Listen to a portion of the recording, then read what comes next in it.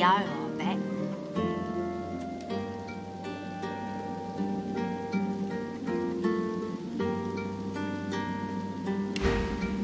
I hope for your sake you've got good news for me. What's got into you?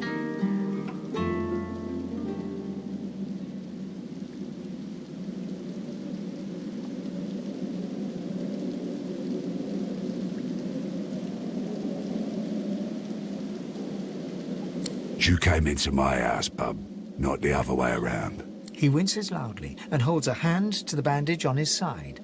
The large red spot in its center has grown larger and wetter.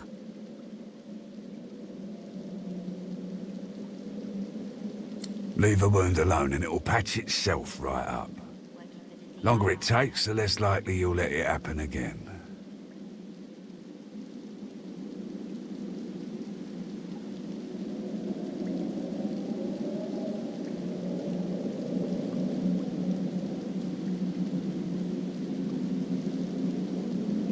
Come, sister. What did you think was gonna happen?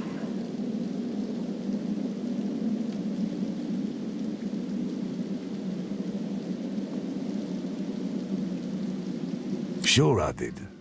I lay my trust where I shouldn't have. Won't happen again. So, how'd you make it out of Fort Joy? We ain't gonna keep you around much longer.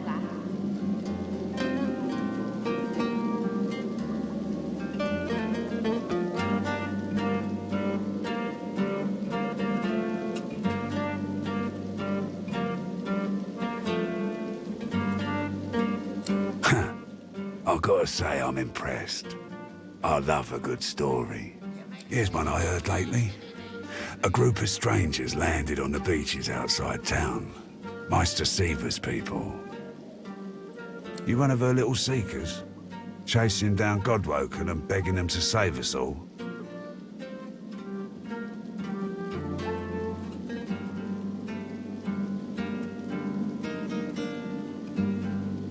I heard rumour Mortis is working for the Order. What say you?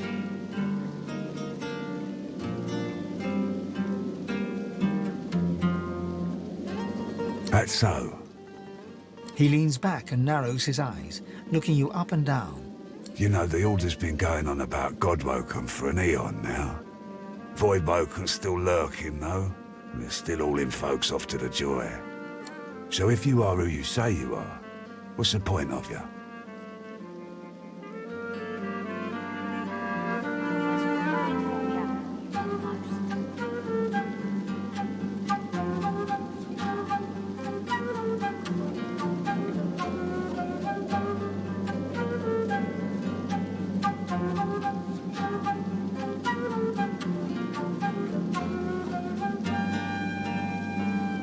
Ah, I should have guessed. I could help you.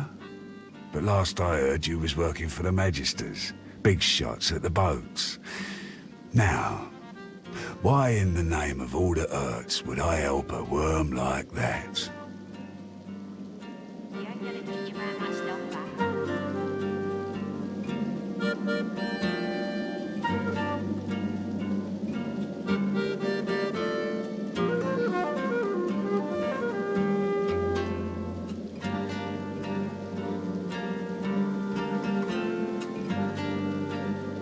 Come, sister. What do you think was gonna happen?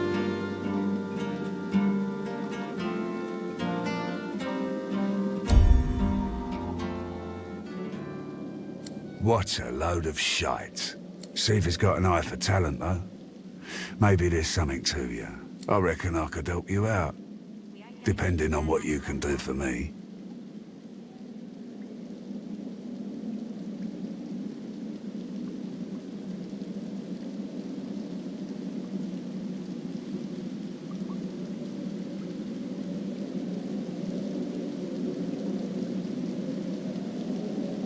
Come, sister. What do you think was gonna happen? He gestures towards the bandage across his side. Had a bit of family trouble lately. My girl Marla got it in her head to come after me with a short blade. That ain't like Marla. Ain't like her to pull the silent treatment either. Something's going on. And wouldn't you know it, that blade she used wasn't any normal bit of steel. Belonged to another of my people. Guy's name is Mordus. Bit of a loner, but smart as hell. I sent a few guys to go check on him, see if he knew what had got into Marla, but no one can find him. I'd like a word with the guy. Mortis is working for the Order. What say you?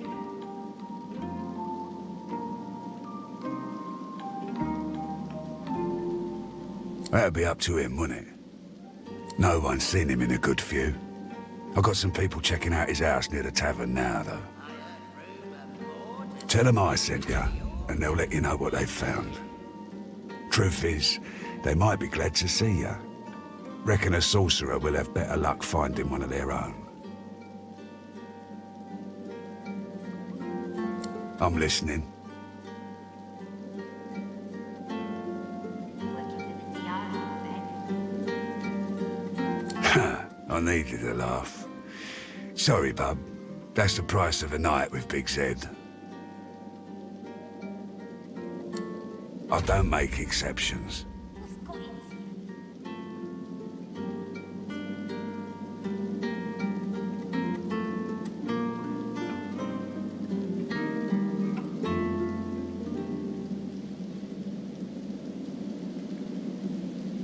you? Don't insult me. I wouldn't expose my people like that. But if you find out who did it, shake their hand for me. That's right. Lost one of my best lads, Anhar. Didn't get Jalia's body back, though. Maybe one of them beasts took her like they did the sorcerers.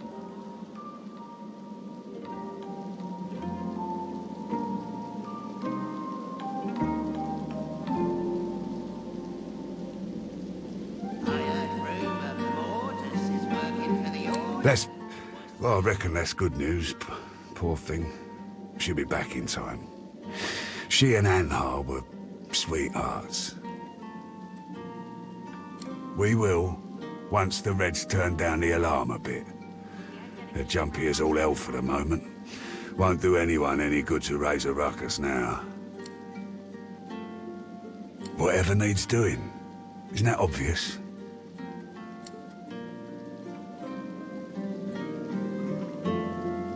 I'm listening. You come find me if you come across anything interesting.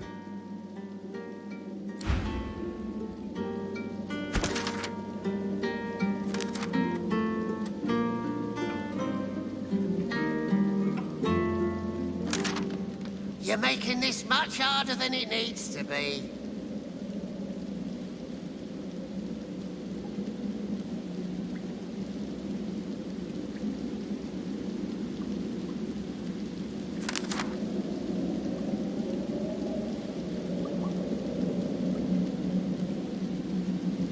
Working for the DO, I bet.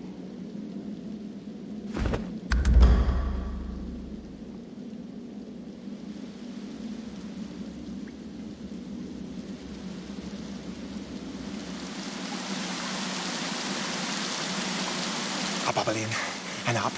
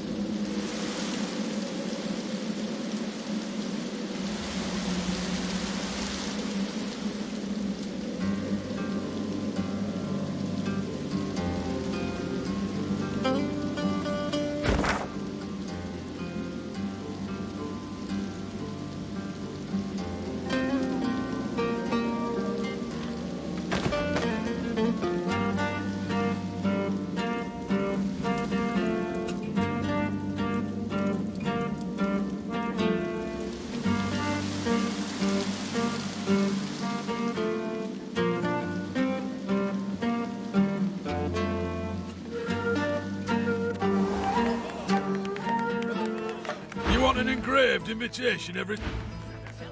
If they got nothing to hide, they got nothing to be scared of. Yeah? Hello to you. Paging anyone up that looks at them funny. An elf sways on her chair, her eyes focused on the counter in front of her, where she has 6 glasses in a row. With the nails of 2 fingers, she's pressing red welts into her forearm.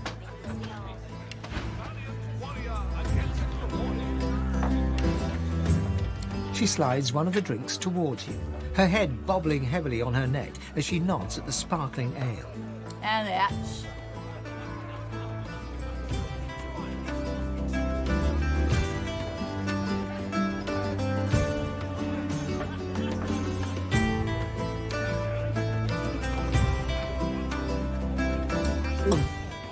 Nothing like a glass of the good stuff to smudge everything into a pretty shape. She slides another glass of ale toward you. Its contents sparkle in the dim barlight. Bottoms up.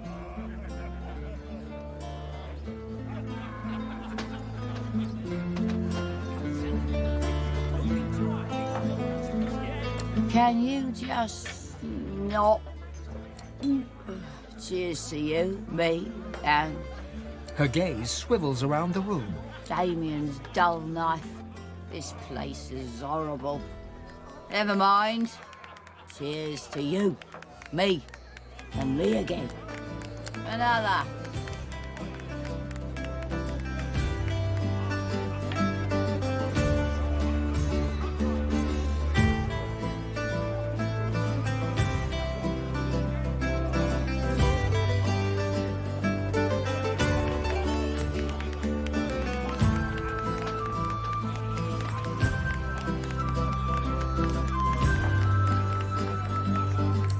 What do you mean?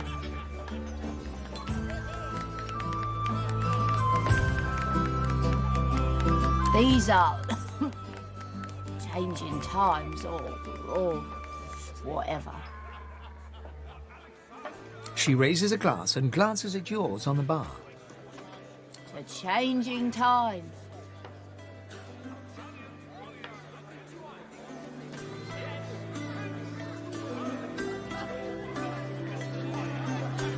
Come on, last one for the road.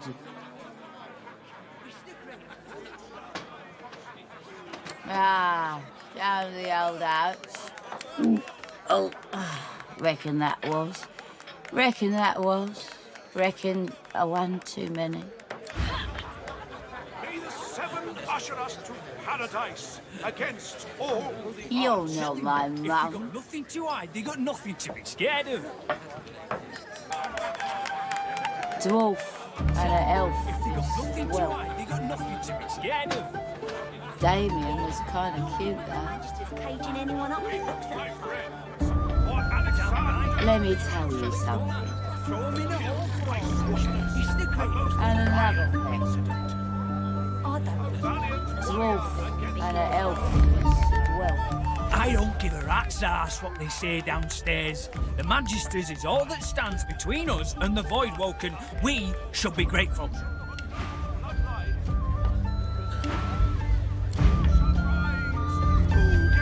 Arguing with Mac is like giving medicine to the dead. He's as stubborn as a corpse and smells the part to boot. No wonder Papa Thrash gives him the stink anytime he tries to go downstairs.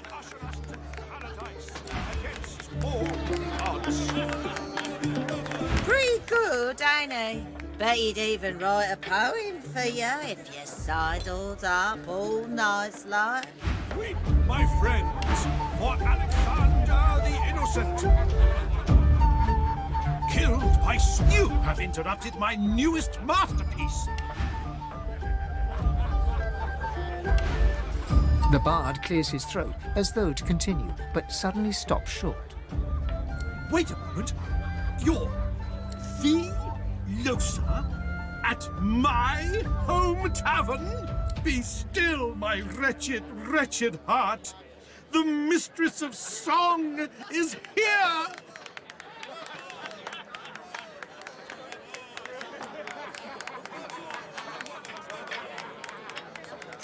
Madam, now that I can count you among their number, I should never find fault with them again.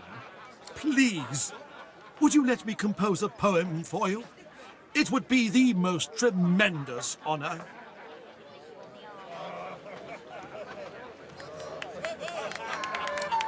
sword. Then, allow me to begin. The mornings are darkest, and my crown tolls the terrible knell. When the beer ate my soul, and there's tar in my wishful mind's well, I look to the day I heard Losa the many-tongued sing. Because owning a head is a terrible thing. Owning a head is a terrible thing. In a small country valley, after the grain harvest failed, there was little to sing about in the poor village of Dark Vale. Grown up, you bastards! Losa is coming to sing.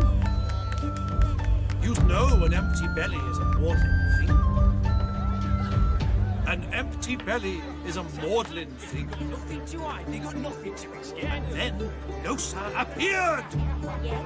You're good with the Magister's The sky cleared. I put down my beer, and she sang. And so did my heart. And we cheered. No, even a smaller good if it bit you on the arse. When the mornings are darkest, and my regrets toll the punishing bell.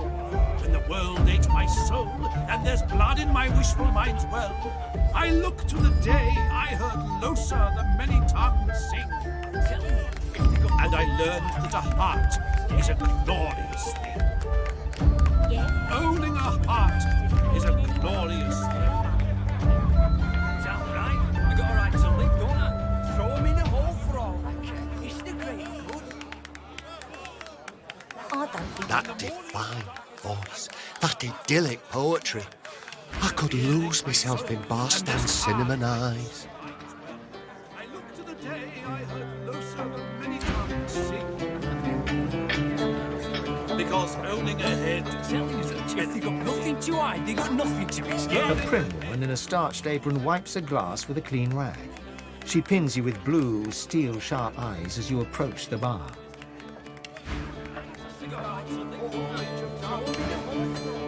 Blessings upon our Lucian, 7 times divine.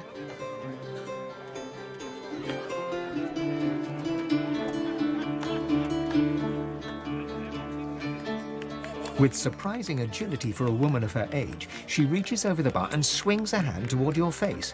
You brace yourself for the incoming blow, but she instead points her finger into your face. We don't speak of His Holiness that way in this establishment.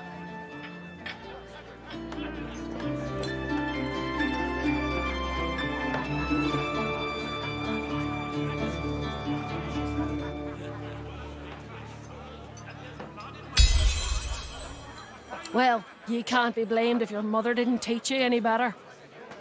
But that can't be helped now, I suppose. Not everyone received the same education as my Niles. He's a magister mind, dead. So what are you after?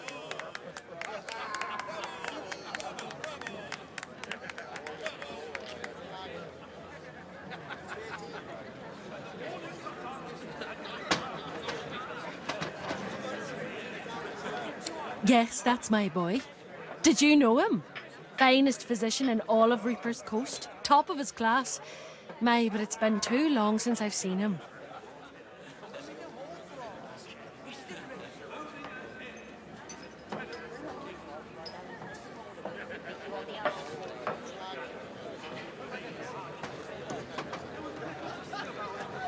A deviant? But what do you mean?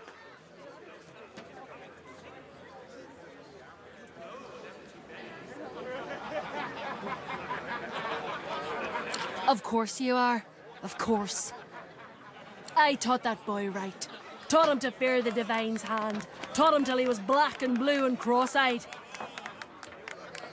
Obstinance, chastity, nothing deviant about that. She turns away from you and continues polishing the glass, eyes darting quickly around the bar, focusing on nothing. Nothing. Not for you. I look to the day I heard Losa. And I learned that She nods an uninterested greeting. Here for the fight? This is a tavern. People are drinking.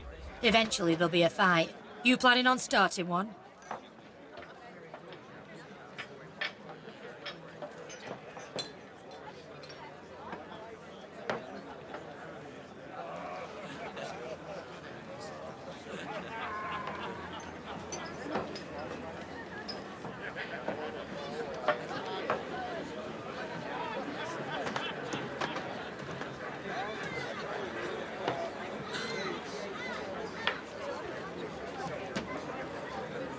Buy me a drink and I'll think about it.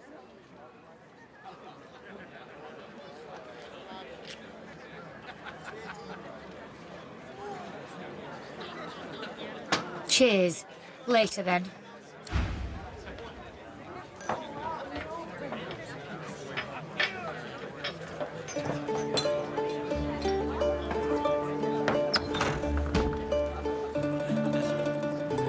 The cook acknowledges you with a small bow, an oddly formal gesture given the surroundings. Please, madam, you should not be back here. It's not safe.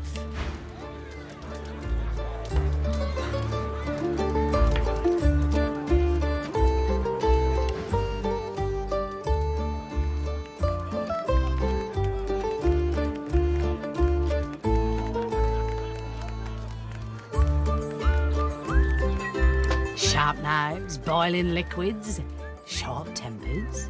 Don't underestimate the dangers here. Now, please, I must insist. You should speak to Loverick if you want food.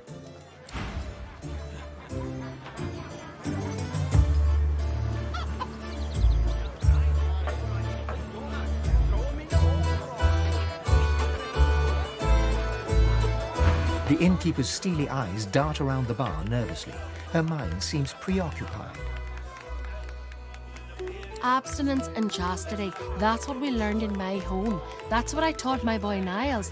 Abstinence and chastity. She looks through you, eyes focused on something far away. Nothing. Not.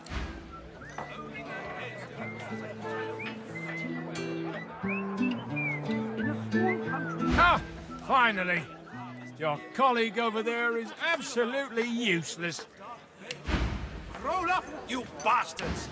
No, sir, is coming to... I'll have a bowl of the house stew, if you please.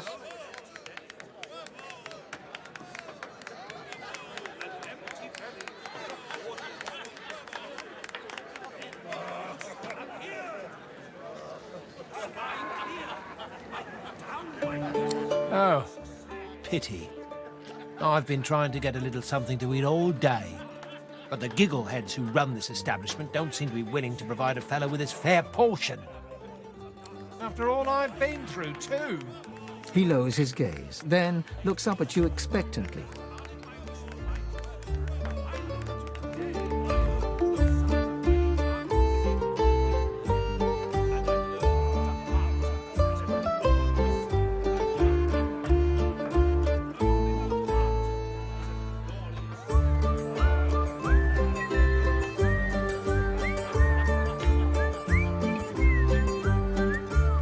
His lip trembles dramatically.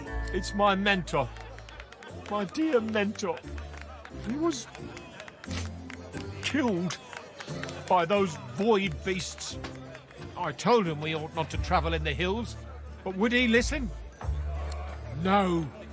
Now here I sit, my closest companion gone, our precious cargo worth more than Lucian's right ring, lost to the beast-infested wilds. And the waiter won't even bring me any stew.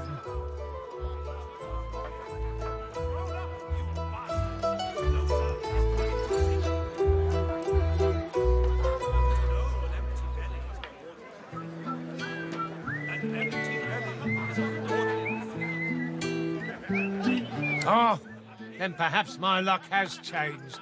Yes, perhaps this awful business might soon be behind me. Tell me, how are you with, well, Void Woken?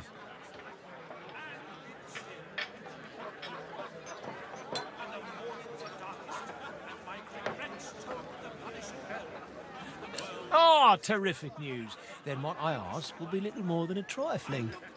My mentor, Liam, and I were hauling in a goodly number of fine wares from the Southlands when we crossed paths with a great brute of a Void Woken. It made short work of Liam, may the gods rest his soul. I managed to escape, but my precious cargo was left behind. We'd invested our entire livelihood in those wares. I'll do anything to get them back.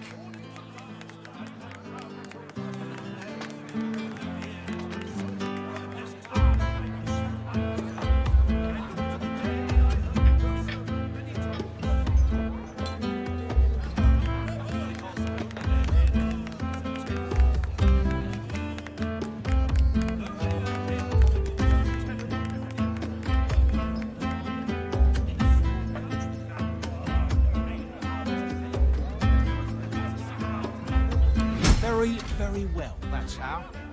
That cargo is worth more than a pretty penny, and I'll owe its retrieval to you and you alone. Now, give me your map. I'll show you just where to look. I doubt those beasts out there have any use of such a cargo. I can't tell you how thoroughly you've made my day. Good luck.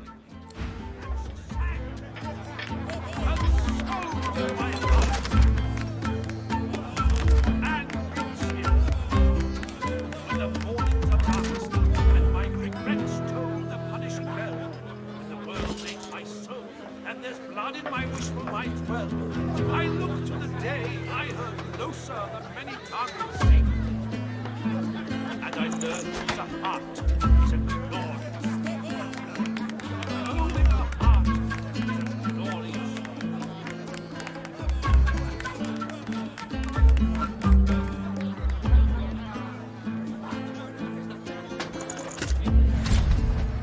When the mornings are darkest and my cloud tokens when the beard is my soul, and there's tar in my wishful mind dwell.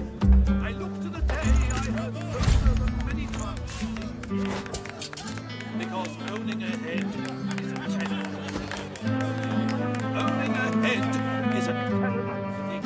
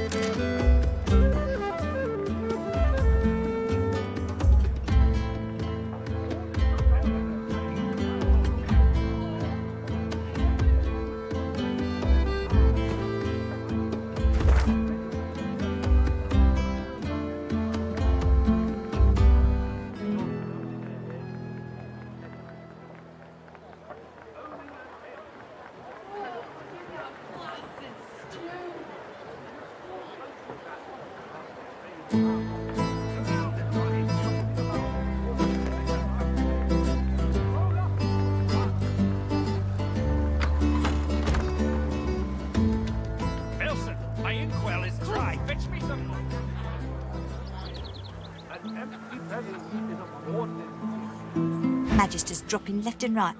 Can't say I'm shedding any tears.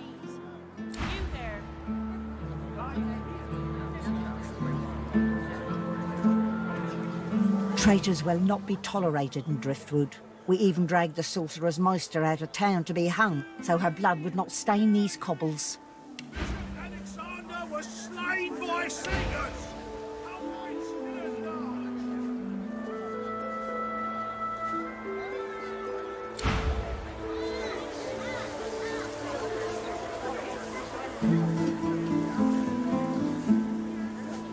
Latest news! Fresh! Talk about it.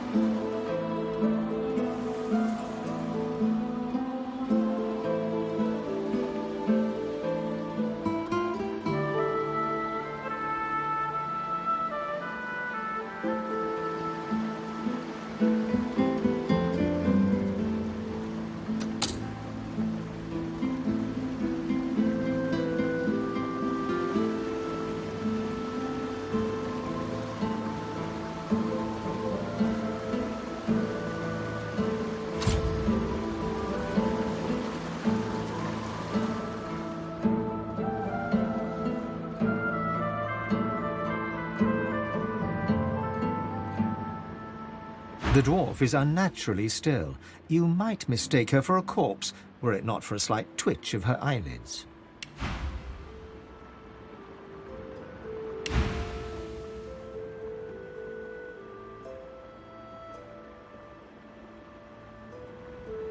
She calmly opens her left eye, then her right. What do you want?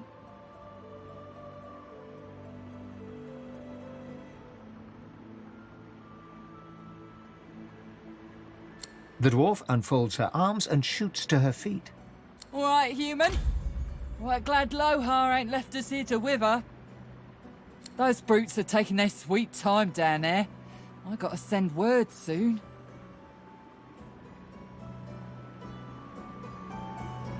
Who knows? Anything that gives away what Mordus has been up to. Probably got all sorts of tricks for covering his tracks, but the goons downstairs should sniff out something. That weird priest's been hanging around Lohar for ages. Now he's vanished. Poof.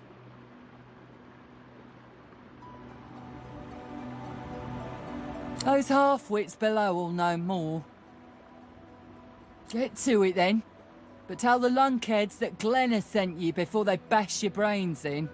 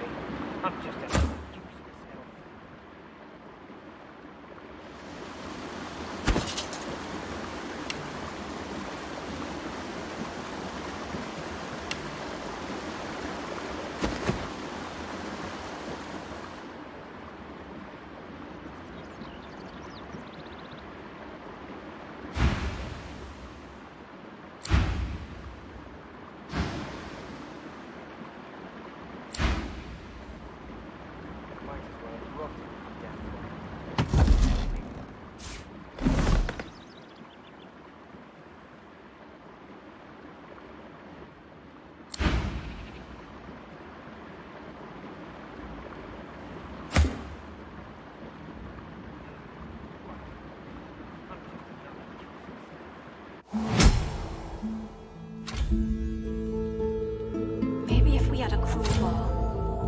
You think a crowbar would open this thing? What? You got rocks knocking round that noggin of yours. We'd have more luck asking Doolin to open it for us than for it to budge by our own hands.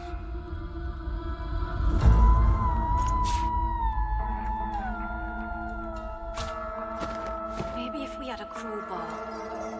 You think a crowbar would open this thing? What? You got rocks knocking round that noggin of yours.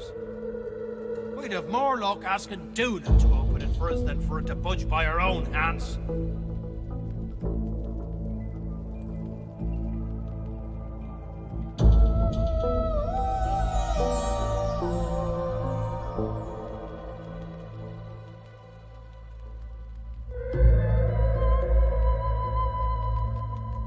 We'd have more luck asking Doolin to open it for us than for it to budge by our own hands.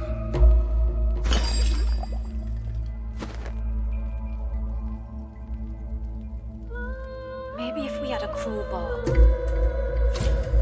You think a crowbar would open this thing? What? You got rocks knocking round that noggin of yours. We'd have more luck asking Doolin to open it for us than for it to budge by our own hands.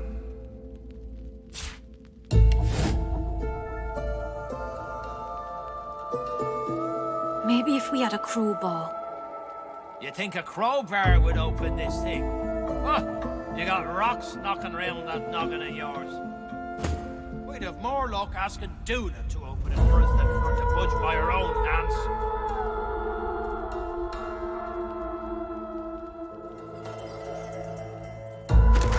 Maybe if we had a crowbar. You think a crowbar would open this thing? Oh, you got...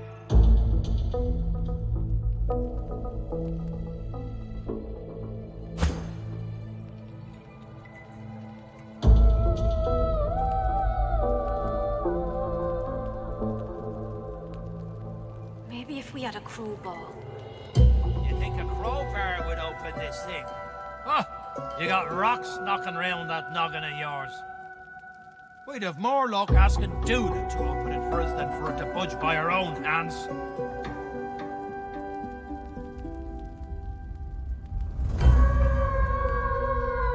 Maybe if we had a crowbar. You think a crowbar would open this thing? Oh, you got rocks knocking around that noggin of yours. We'd have more luck asking Duna to open it for us than for it to budge by our own hands.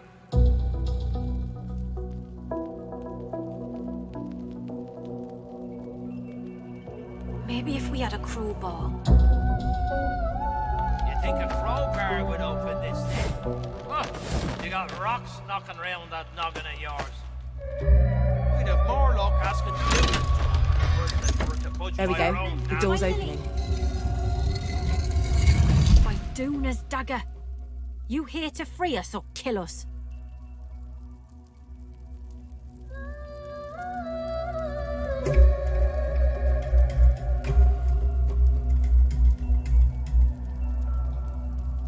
The male dwarf expels 2 lungfuls of air and glances happily at his companion.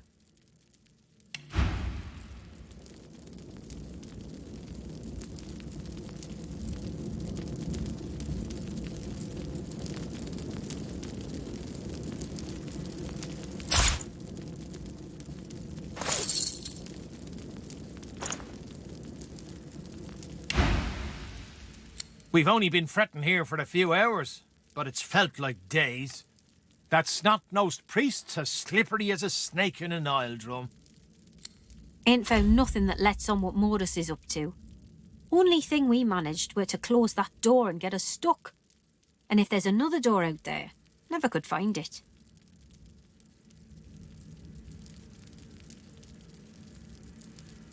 Lohar ain't gonna be pleased. Ain't no telling where that priest has gone to. Started acting all funny not so long ago, then flew the coop. Well, at first, he was just buddying around with Lohar and the rest, you know. But then he'd start looking all sickly and run off for a day or 2. Then some stranger tried taking old Lohar down, but got himself caught and tied up. Ain't no coincidence Mortis went hanging around then. She taps a finger against her forehead. A woman knows things. Nothing's getting past me. Best we head off then. We've got business to attend to.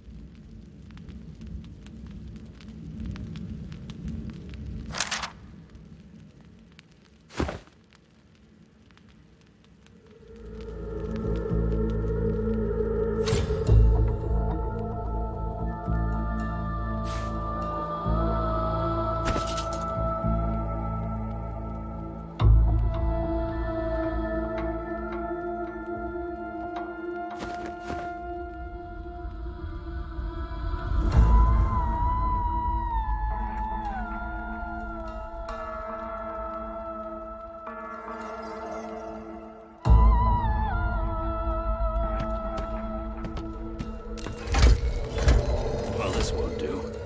If I can get stuck, then I can get unstuck.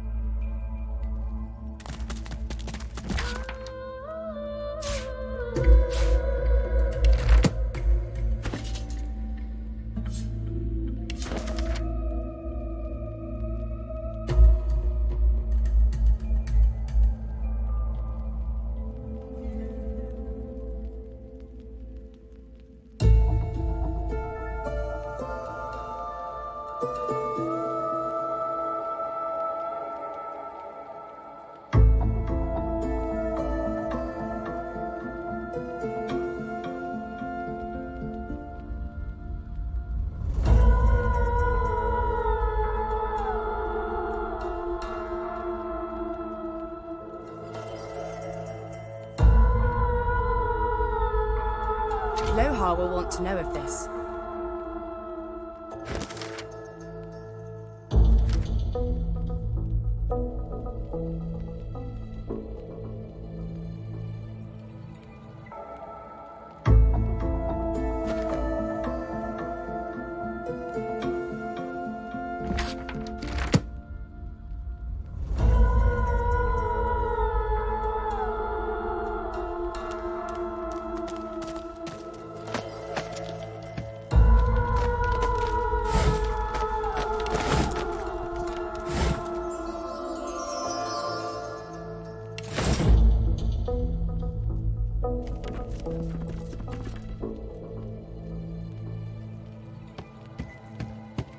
The shrine depicts Duna, yet has clearly seen better days. Scratches and fissures deface its exterior, and its eyes have been gouged hollow. The stone is cold against your palm. If this figure once held power, you scrape your knee on the wooden floor. This shrine to Duna may have been quite beautiful before it was so horribly defaced.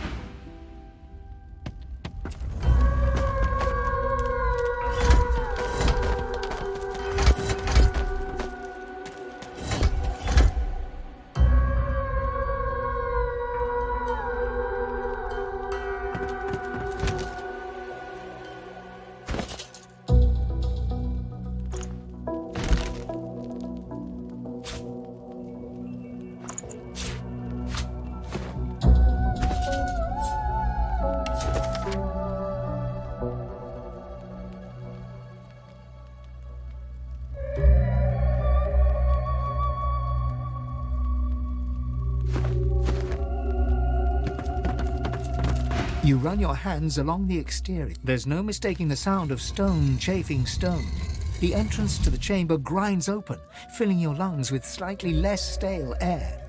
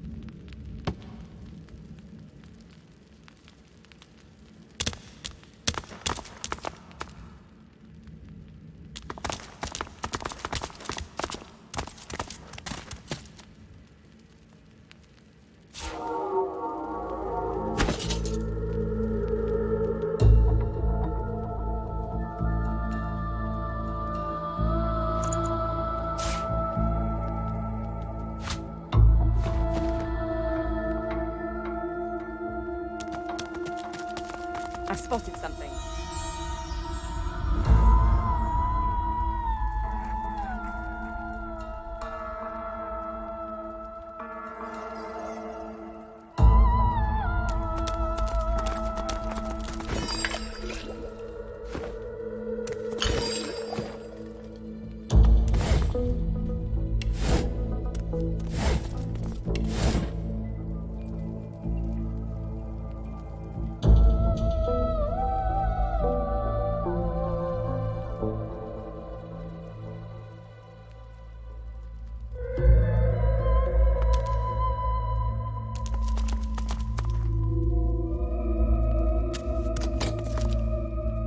Skull.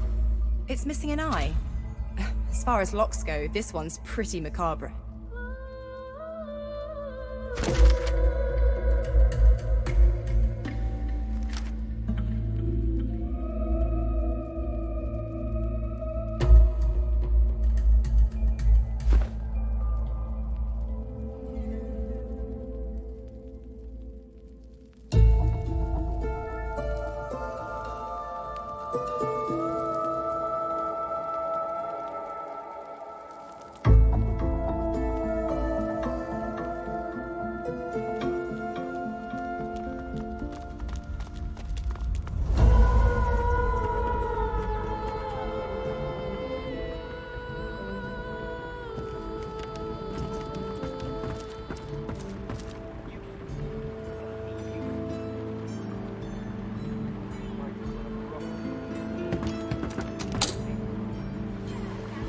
Fasten tight.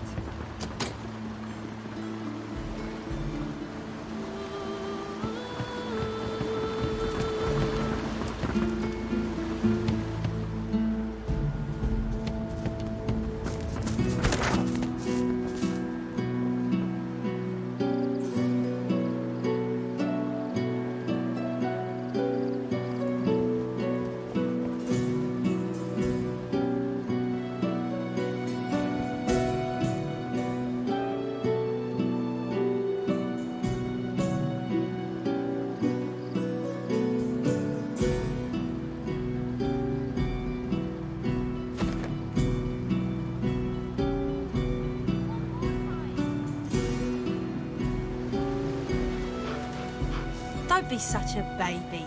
He's as gone as the rest of them. Unlucky family, that.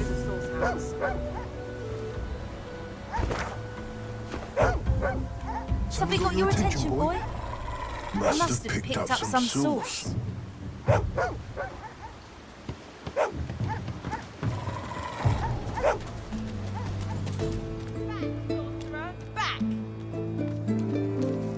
It wasn't me who caused the boys won't come. Dallas and Alexander mock fight their sorcerer foe.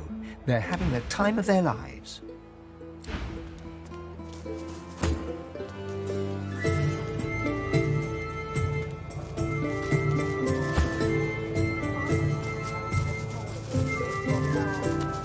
That's not good.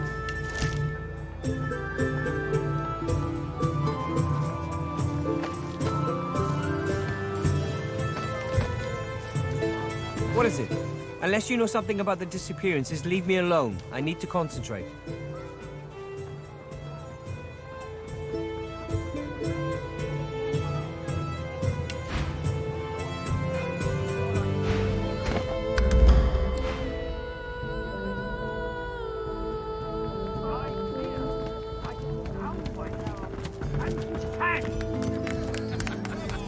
And so did my heart. And which His words get me, you know. mornings are darkest, and my regrets toll the punishing bell. When the world ate my soul, and there's blood in my wishful mind's well. Beautiful, isn't he? Closer the many-tongued sing.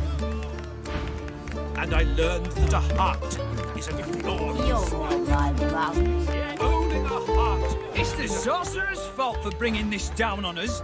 People like that bloody man. Arguing with Mac is like giving medicine to the dead.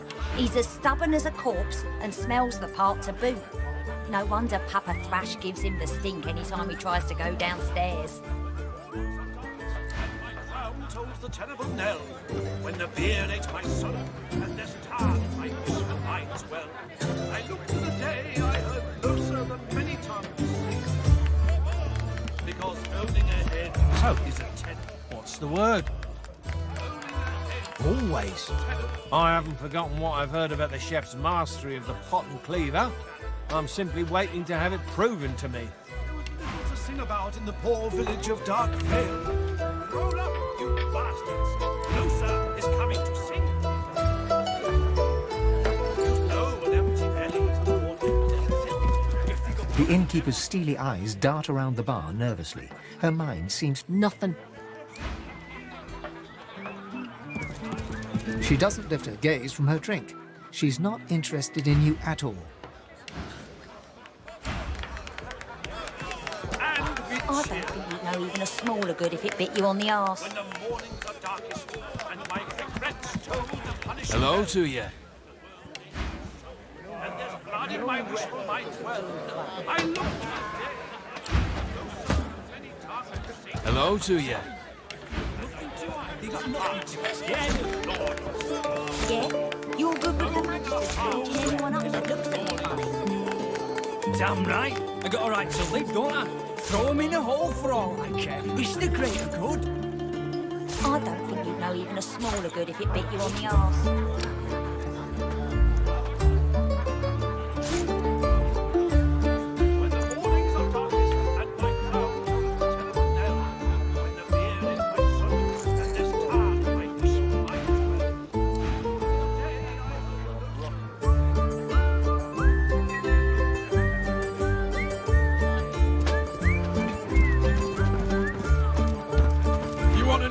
Imitation every...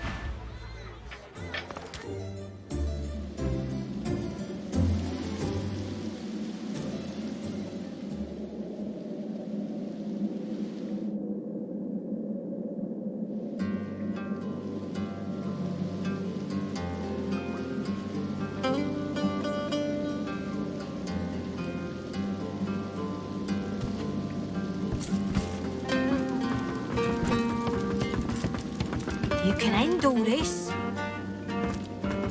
Better get out there before Maldus makes it all the way past Arks.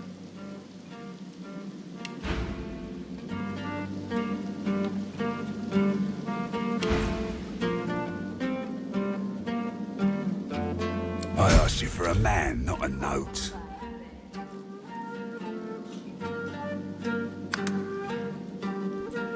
He takes the letter from your hands and reads it quickly, face hardening with anger as he reaches the end. Bloody goddamn spit-sucking weasel! This is bad. Not just for me and mine. Not just for you and yours. This is bad. For everyone.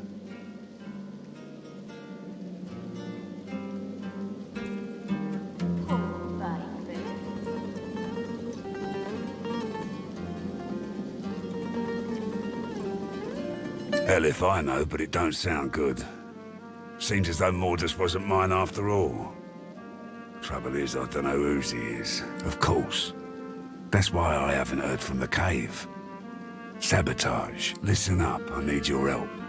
We all do. Mordus has his hands on something dangerous. Something I was trying to protect us from. Not just my folks. The whole damn realm.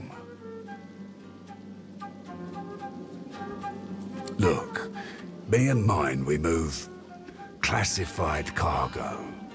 Take it right off Magister ships and put it into the hands of those that will use it rightly. Trouble is, we came across something no one ought to have. Not the Magisters, not my folks, not the gods themselves. I ordered it to be destroyed. I guess Mordus, whoever he's working for, wants it for themselves. That can't happen.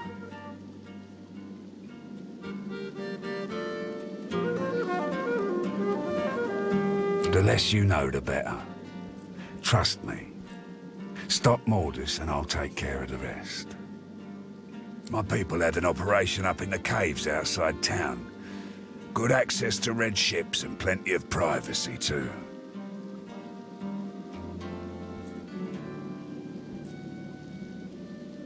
Haven't heard from them in a couple of days now.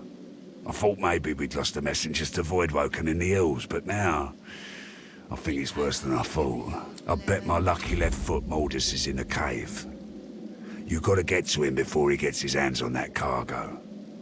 Pray to whoever you pray to that it ain't too late.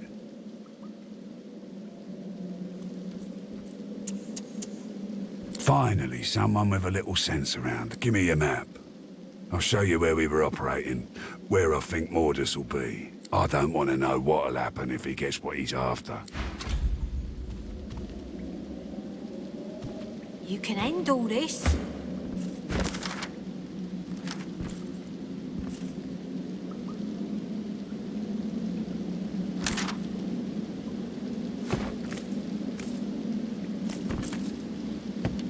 Lohar rubs his forehead beneath his hood and stares at the ground. As you approach, his face hardens and he stands at his full height. So? Good spot to ground ships from, I'll tell you that much. The Reds never see it coming. I sent some of my best people there. It's not like them not to report back in so long. I'm counting on you. Whatever's gone wrong there, I need it put right. We all do. All right?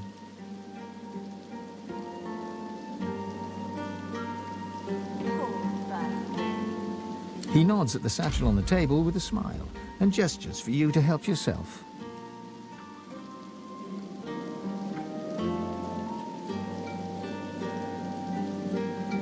That's right. Lost one of my best lads, Anhar. Didn't get Jalia's body back, though. Maybe one of them beasts took her like they did the sorcerers.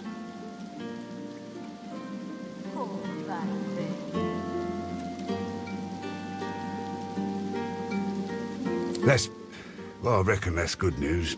Poor thing. She'll be back in time.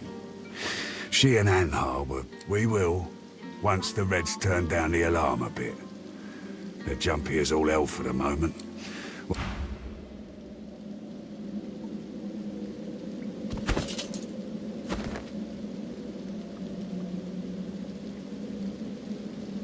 Looking rough, Mole. Real rough.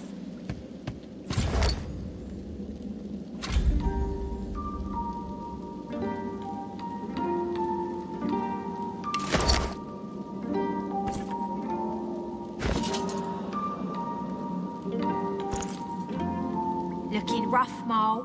Real rough.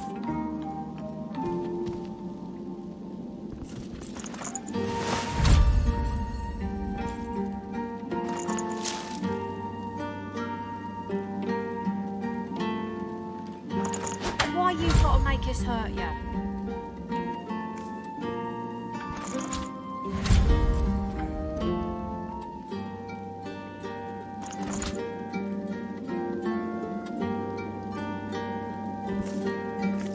Looking rough, Mole.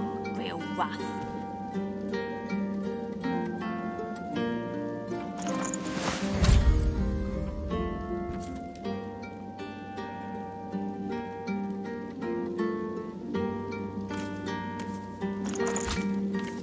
Looking rough, Mole. Real rough.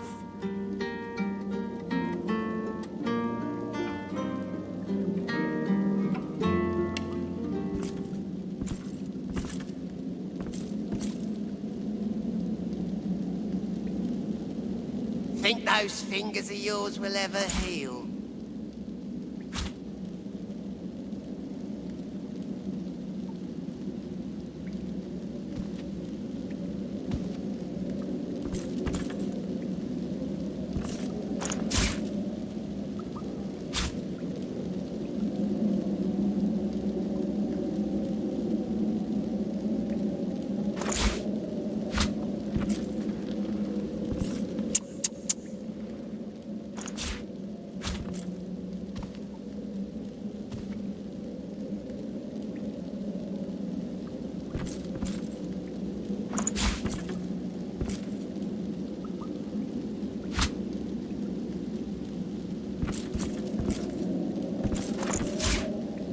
Why you gotta make us hurt ya?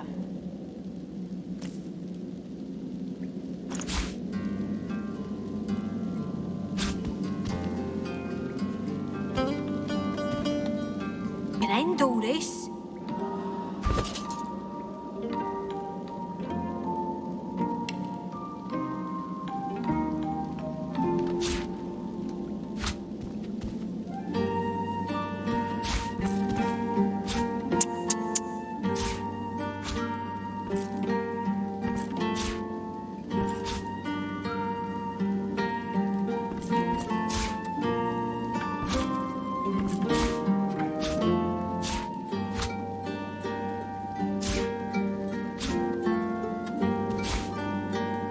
You ain't gonna last much longer.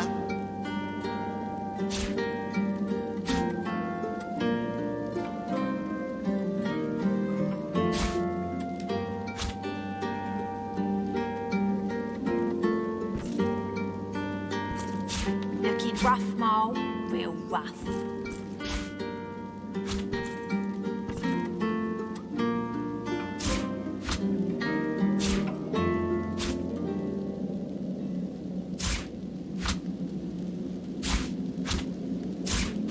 You ain't gonna last much longer.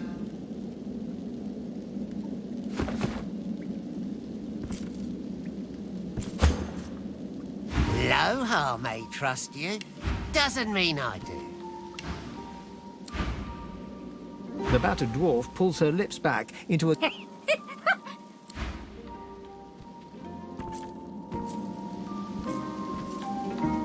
You can end all this.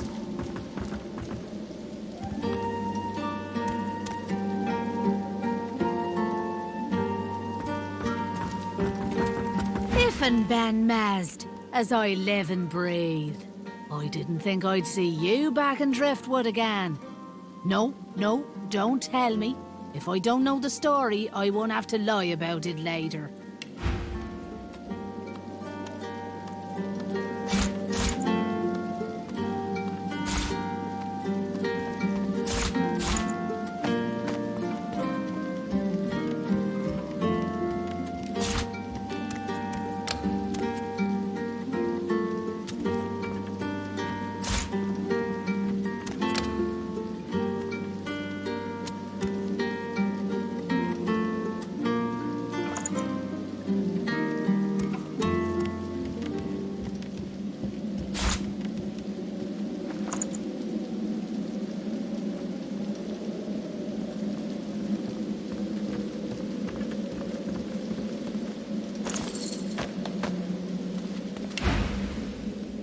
She reaches... So what's your poison, Governor? A sip or a smoke?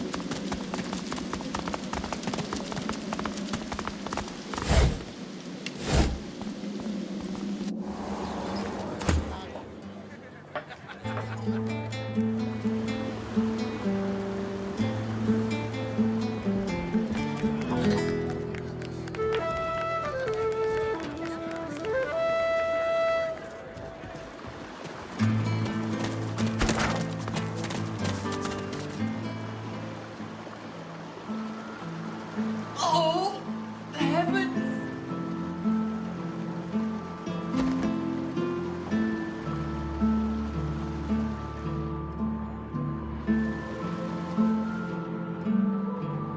Elson, my inkwell is dry. Fetch me some more. Of course, sir. Right away.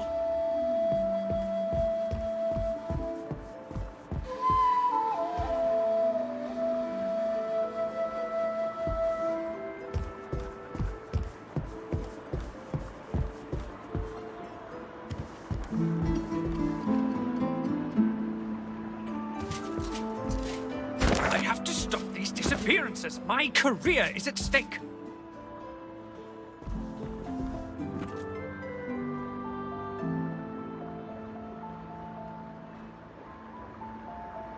Bellwether, I need those reports, damn it. Right away.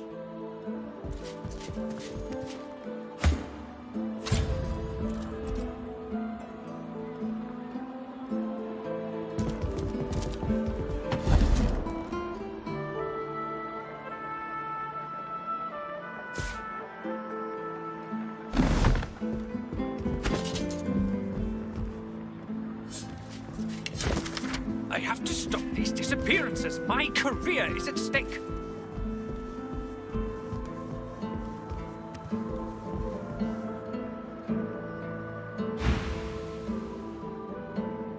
Nelson, my inkwell is dry. Fetch me some more.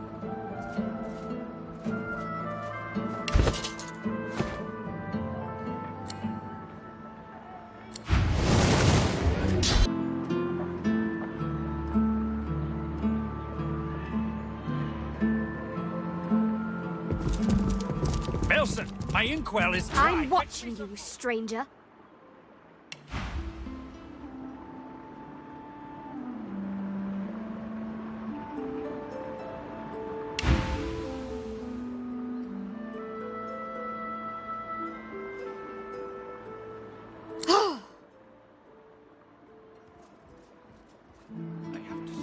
Disappearances. My career is at stake. The Magister startles, realizing there's a stranger in his midst. What do you want? You can't just come in here as you please. There's Magisters missing. I'm trying to conduct a bloody investigation.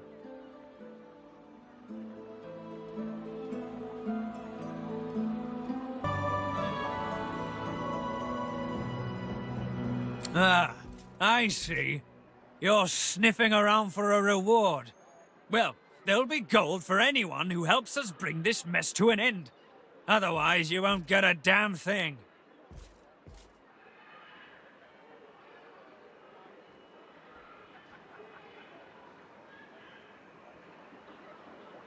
The Fiend's greed gave him away. He was peddling items that belonged to those missing from our ranks. He saw my men before they could seize him and fled.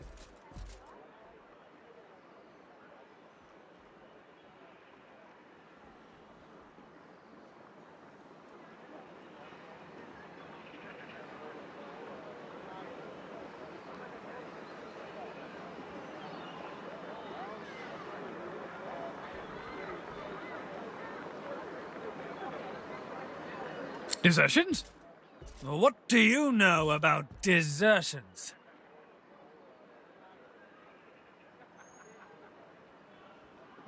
You keep those opinions to yourself. We've had enough desertions as it is. The veterans disgruntled with the new leadership. But they slip away in the night, taking supplies. Cowards and traitors, all of them. I'm looking for loyal Magisters, vanishing in broad daylight. Desertion just doesn't fit. Hardly. By all accounts, he seemed like just another money-grubbing nobody. He must have caught my Magisters unawares. It's the only explanation. No matter, he'll face justice either way. If you catch sight of that dog, tell me or my men at once. Understand? There might even be a reward in it for you. Well, do you know anything?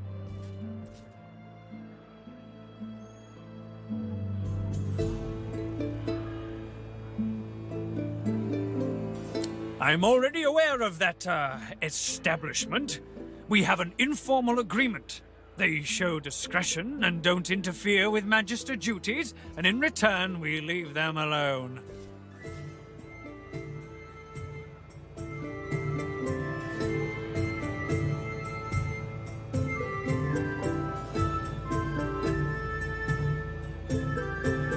I can't believe they'd have any involvement in this. They'd be fools to act against us. Stop wasting my time, then.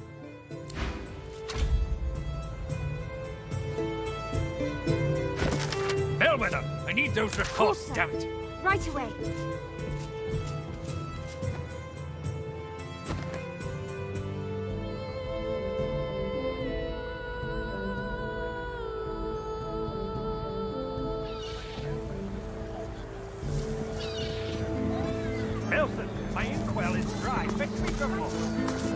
Where is it?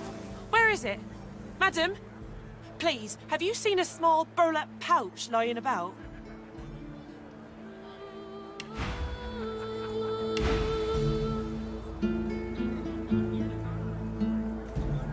She looks up at you in surprise. Her great greenish gold eyes sparkle, and she rubs a palm over her smooth head, seemingly confused. You'd help me.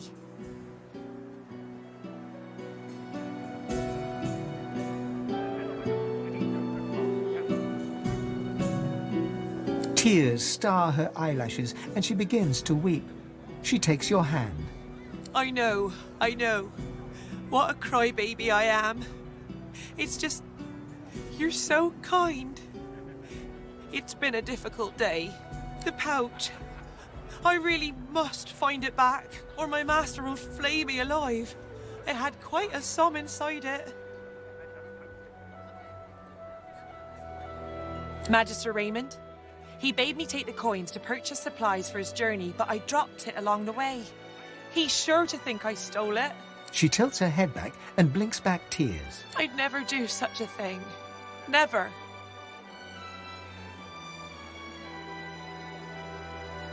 Honest work, what I wouldn't give. But I'm an indentured servant to Magister Raymond. I'm legally bound to work for him and him alone for the rest of my tenure.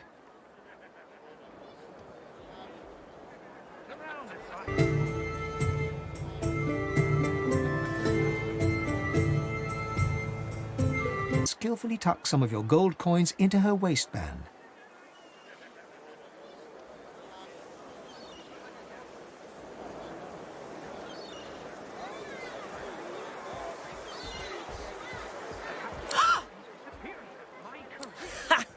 Lucian's legs. No one's ever felt me lift him off him. You're good. Hey now, don't sting me where it's tender. I'm liable to keep that gold of yours if you're mean to me.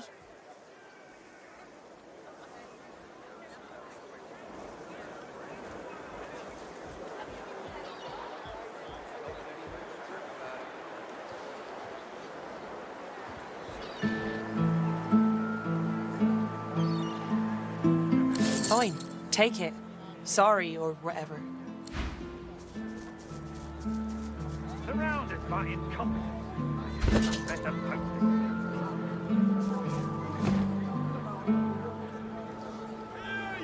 Melvin, I need those reports to captain.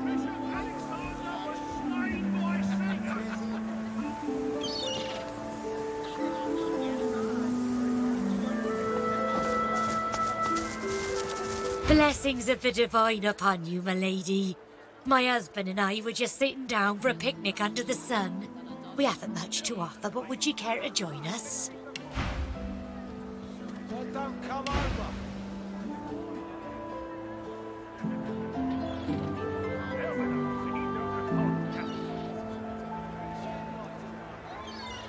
Nonsense, come. Sit. There you go, all cozy. So tell me, are you heading to Arks like we are? Nicholas and I wouldn't miss Lucian's day for the world.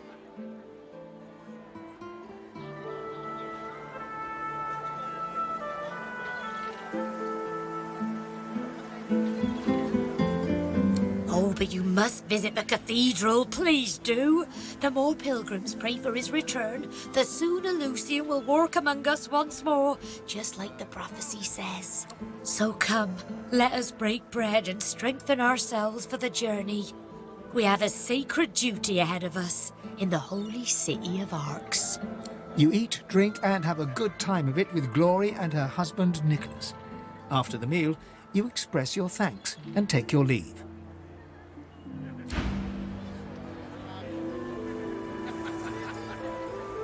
Greetings! May the Seven circle you and keep you safe.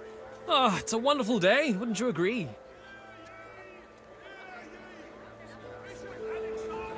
And with good reason, too. Oh, for isn't it wonderful to look upon so simple a meal, bread and cheese, and be positively overcome with appetite?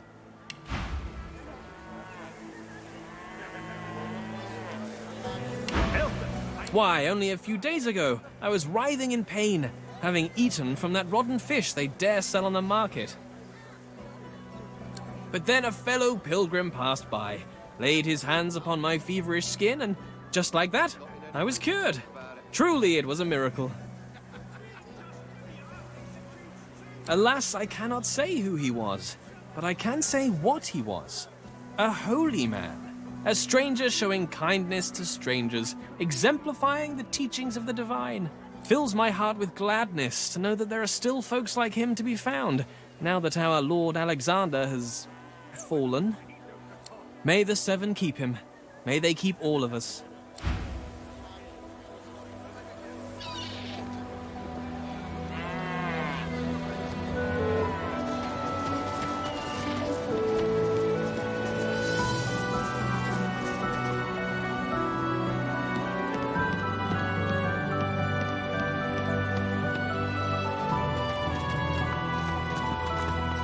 You can't go in there, missus. The Meister isn't home and the Magister's locked her house up for her.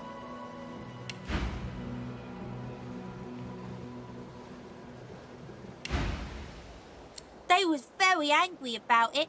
They said mean things about the Meister and they left a mess, a big one.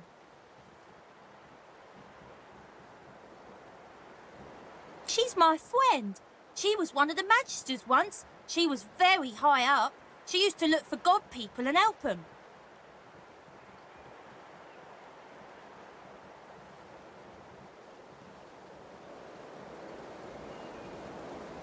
But then she stopped that and just stayed in the house all the time. She used to play with me, but then the Magisters took her away, they did. They took her outside the village. I'm not allowed outside the village. She looks around theatrically to see if there's anyone listening. When the wind blows from over the stream, I can hear the Meister. I can hear her crying. She gives you a look of the darkest meaning. Then she takes a deep breath, puts on a happy smile, turns and skips away.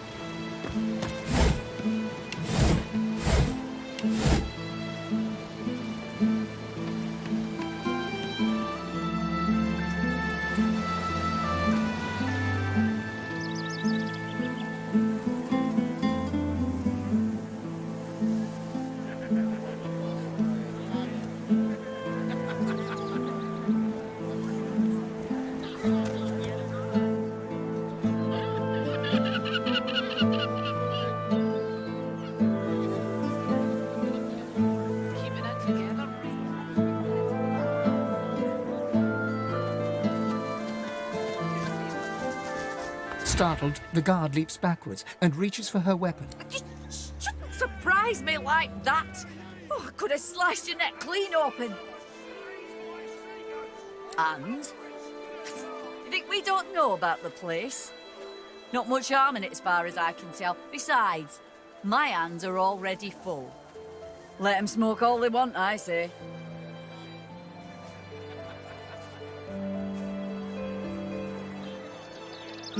You'll be better off. Everyone's on edge. Voidwalking have flocked to these parts like crows to carrion. Would be a shame for you to avoid a Voidwalken's grasp, only for a jittery peasant to strike you down. She remains in place, as rigid as stone. Is there more? Speak up! Subordination!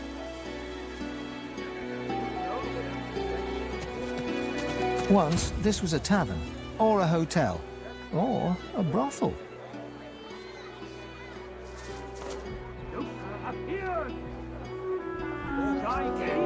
Nothing to show. And she sang! The deaf fuck. What's even the point?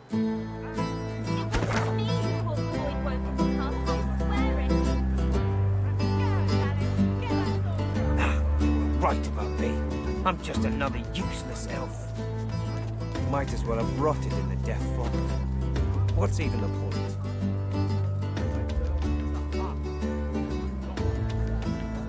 Keeping it together, Reed.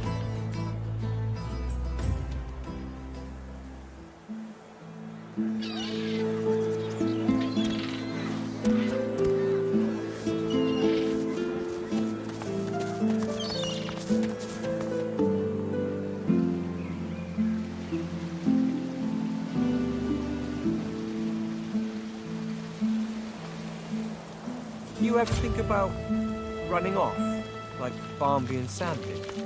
Hell no. You know what Raymond would do if he caught us? Yeah.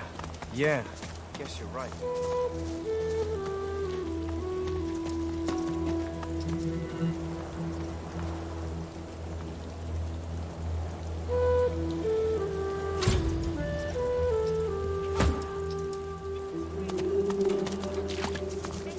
Careful, sorcerer. The reddish flesh beasts here won't hesitate to string you up by your tail.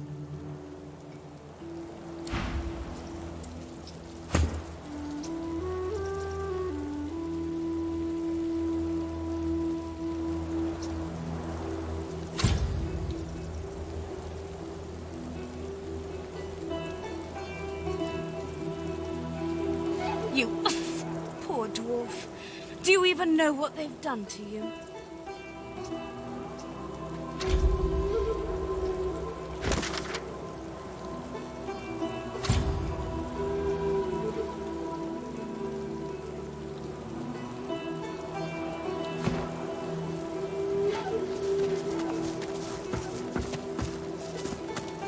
The lizard hangs from the gibbet, her face blooded and her scales discoloured. Her eyes are closed, but her tongue flickers as you approach. Welcome to Driftwood, God-woken. One bloody eye cracks open, glittering gold appearing from beneath the swollen lid. Chased you all the way here from Fort Joy, did they? Very well then, cut me down. There is work to be done. Or indeed you could stand there like a stage-struck peasant. If you're waiting for me to applaud and cry encore, you may be disappointed. I'm in no position to clap.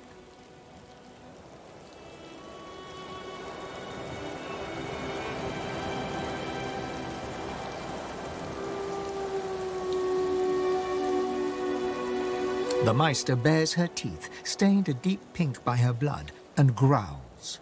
Malady is unfortunately mistaken.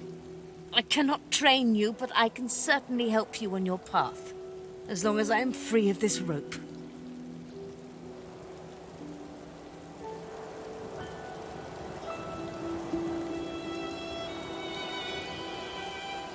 Because along with torture and interrogation, the Magisters found space in their schedules to purge me, that's why.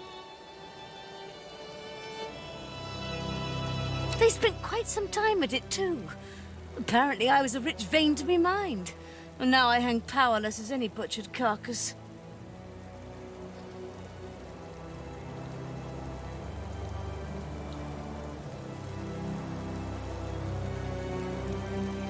They stopped the process just as the last of my power drained away. Just enough to rob me of my strength, but not enough to leave me a hollow sack of flesh and scales. I had hoped they simply wished to preserve my charm and beauty, but no. It seemed Dallas had ordered that I be held until she could do the deed herself. To give it the personal touch, I imagine. Now that you have had that that delightful little nugget of gossip, perhaps you could do your damn job and let me loose? The lizard grimaces, shifting awkwardly as she dangles. I am in intense pain. You are either insufferably cruel or insufferably stupid.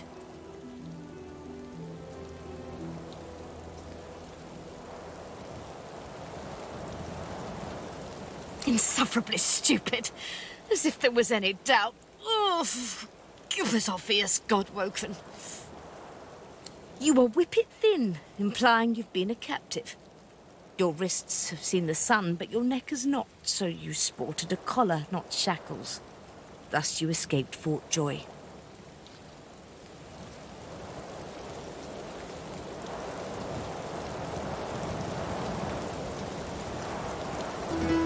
After an escape, any sane creature would rest, but the bags under your eyes indicate you haven't. Why not? You must have been chased. Thus you must have been important. No one important escapes a prison without help, and no one frees sorcerers bar the Seekers. They thought you were worth saving, and thus I surmise you are Godwoken.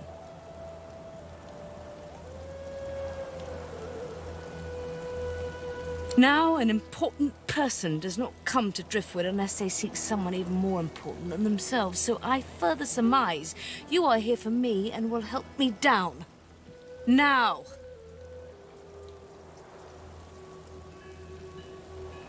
A slow, pained grin spreads across the lizard's face. Her tongue flickers. Not quite as stupid as I imagined. I am head of the Seekers, girl. I can taste your sauce. It wafts about you like honeysuckle on the breeze. Now, if you would be so kind, my bonds. The Meister bares her teeth, stained a deep pink by her... Malady is unfortunate. Be quick about it, before the Magister realizes their prize catch is about to slip through the net.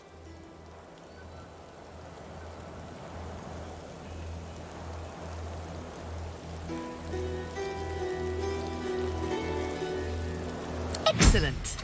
Now, if you'd be so kind as to gut that startled-looking Magister, it would be much appreciated.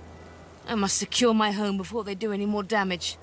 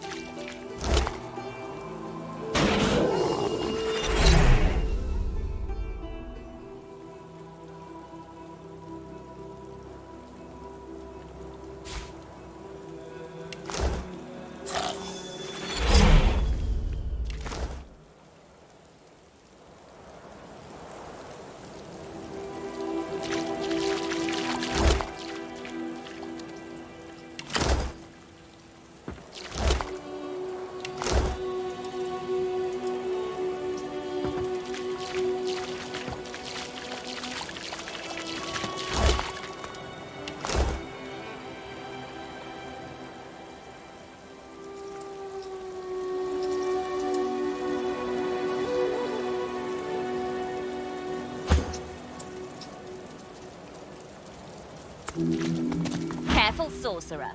The reddish flesh beasts...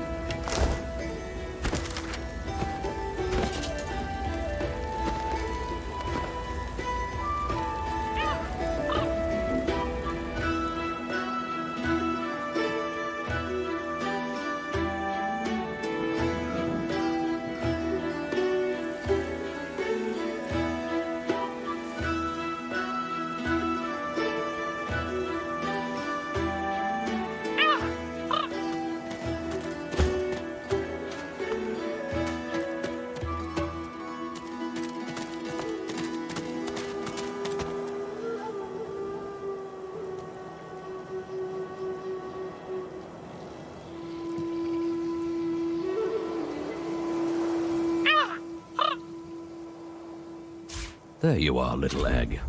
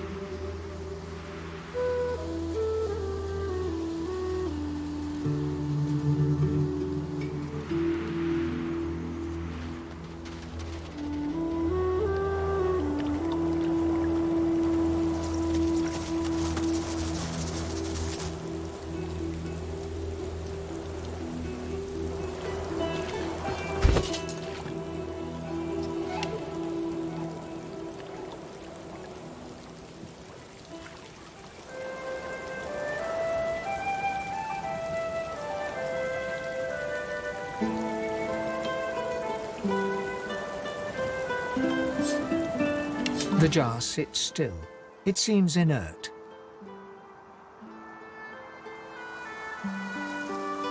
Gradiana's soul flits through the air, eyes wild and desperate.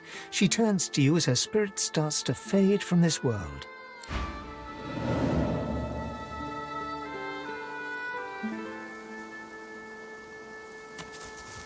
I bet you're the musical sort. You've thought about taking up the lute. I got a few ready to go, all freshly strung.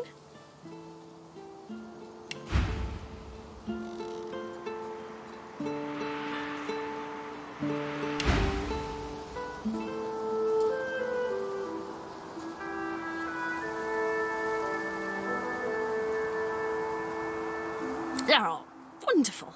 It's like I always said. Everyone's got a melody in him. You just gotta look. Me brother Laszlo couldn't carry a tune in a bucket when he was a wee thing. Now, he's got the voice of an angel.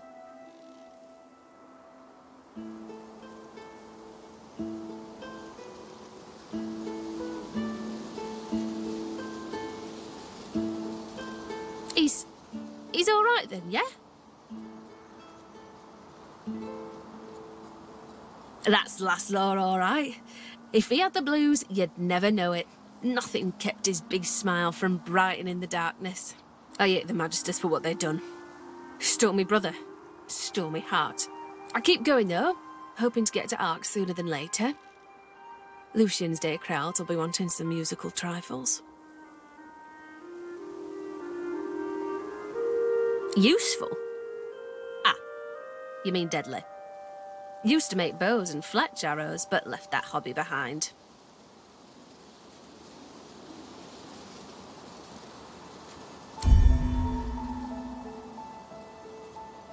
Sometimes you're best leaving past where it is. I'd rather focus on sweet songs over battle chants. But if you want to make music instead of war, I'll be around. Hello. Same to you. I bet you're the musical sort. You've thought about taking up the lute. Well, that's one kind of melody. I'll give you that.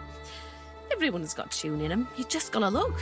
My brother Laszlo couldn't carry a tune in a bucket when he were a wee thing. Now, he's got the voice of an angel. Yeah, I use rosewood mostly. It gives lutes and whatnot a sweet tone. Play 'em too, of course. Me and Laszlo were in a band, but we preferred duets. Just us, spreading song.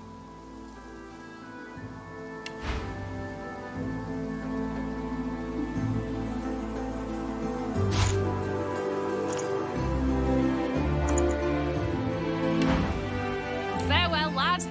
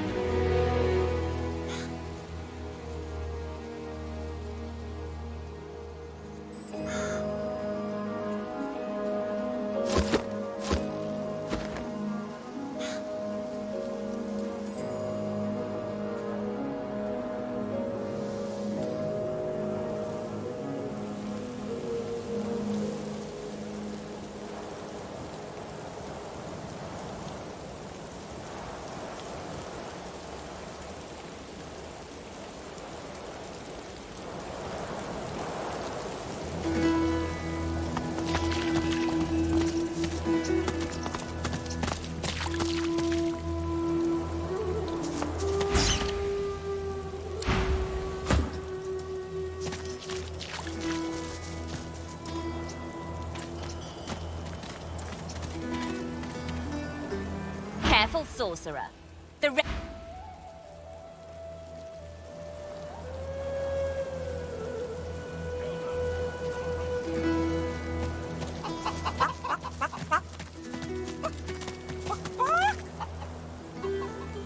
Baby's gone! Stolen eggs! Help, help, help, help, help, help, help!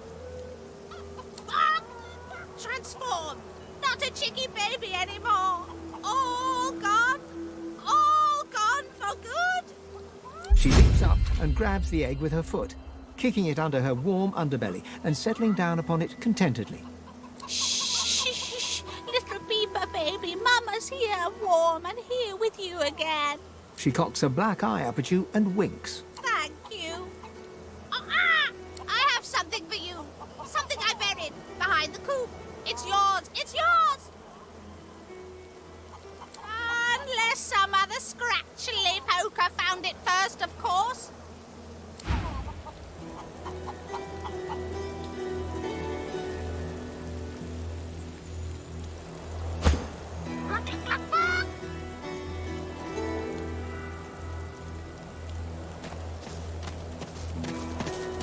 What's this? I found something.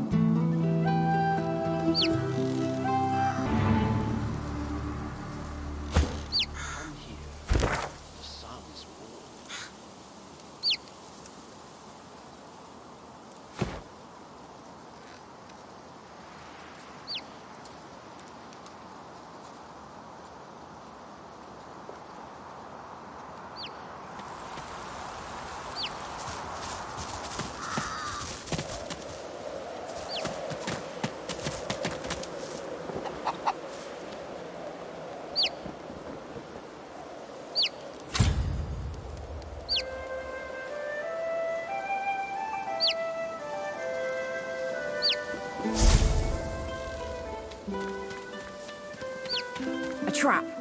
Better give it a wide berth. There's paladins up ahead. Men of my vintage. Wonder if I served with any of them back in the war.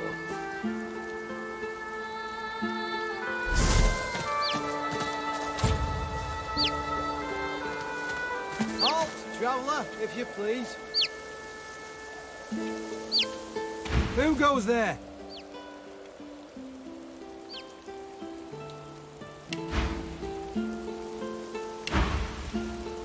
Ha! If you're looking for adventure, east's the way to go. It's a void-woken hellhole over there, sorcerer at work. powerful one. Of course, you could wait for the Magisters to sort them out. You'll be waiting.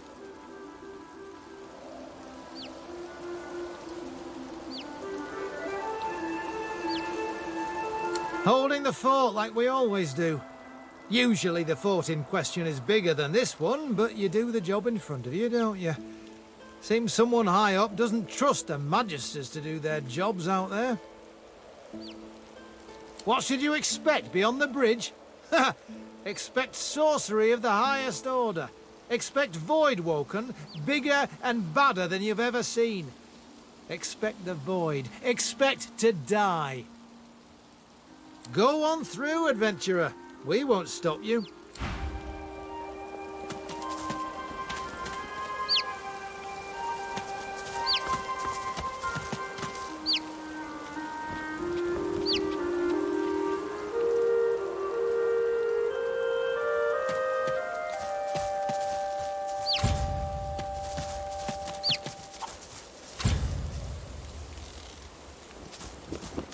Heading east? If I were you, I wouldn't.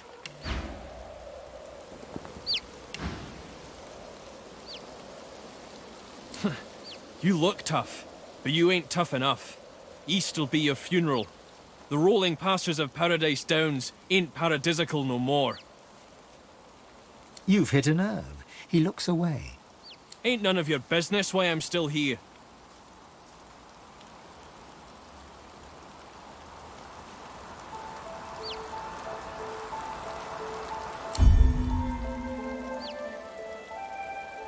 Like I say, none of your business. Paradise Downs out eastwards there is shattered, and so am I. And so too will you be if you venture there.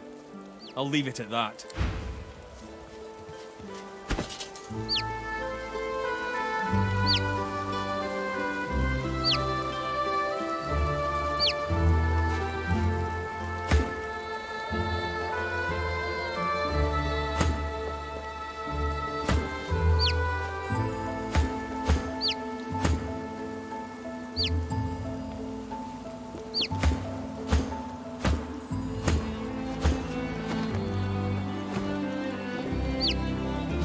Heading east?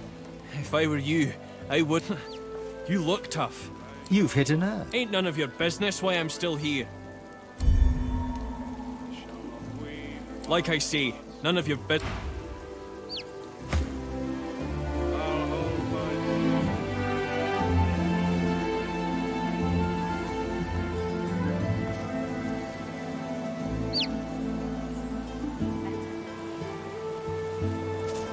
Careful now. That's a trap.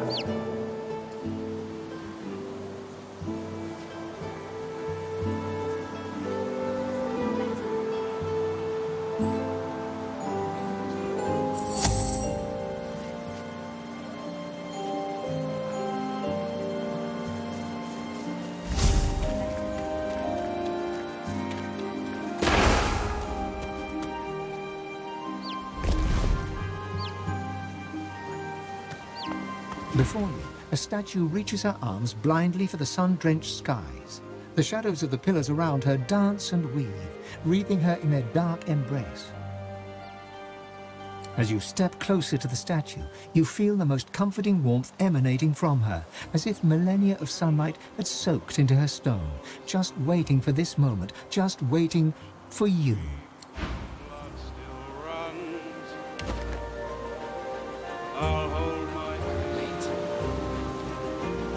Somewhere better than here, maybe.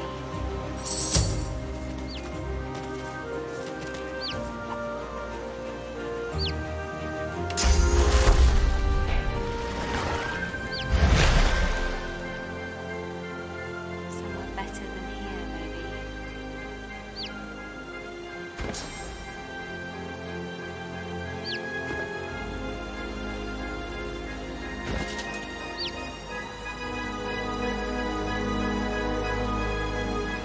Somewhere better than here, maybe.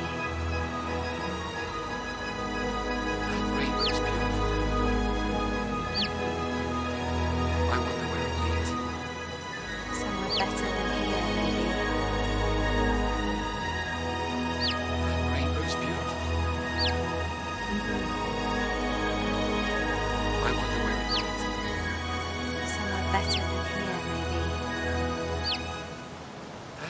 rainbow's beautiful. Mm-hmm. I wonder where it leads. Somewhere better than here, maybe. Rainbow's beautiful. Mm-hmm. I wonder where it leads. Somewhere better than here, maybe. Mm-hmm. I wonder where it leads. Somewhere better than here, maybe. The couple notice you approach. The man offers a cheery smile. The woman watches you a little more warily, her arms crossed in front of her. Greetings. Greetings.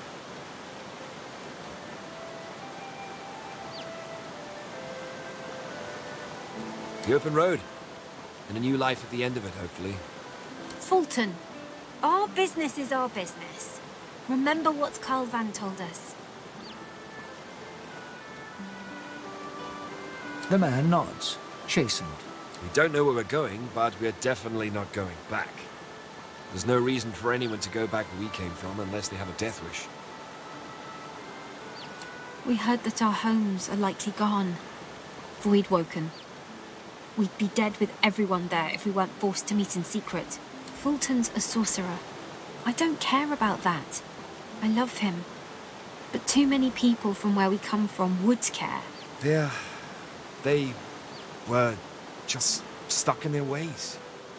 Afraid of what's being said about people like me. Well, they're all dead now. And they can't stop us being together. The Voidwoken are welcome to this place. We're going to start a new life. That rainbow's beautiful. Mm-hmm. I wonder where it leads. Somewhere better than here, maybe.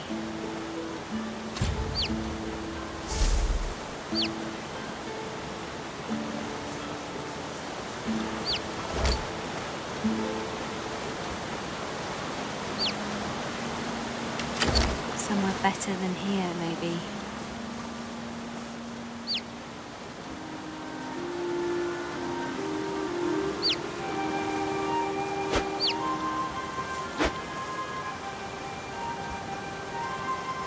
I wonder where it leads. Somewhere better than here, maybe. Rainbow's beautiful. Mm-hmm. I wonder where it leads.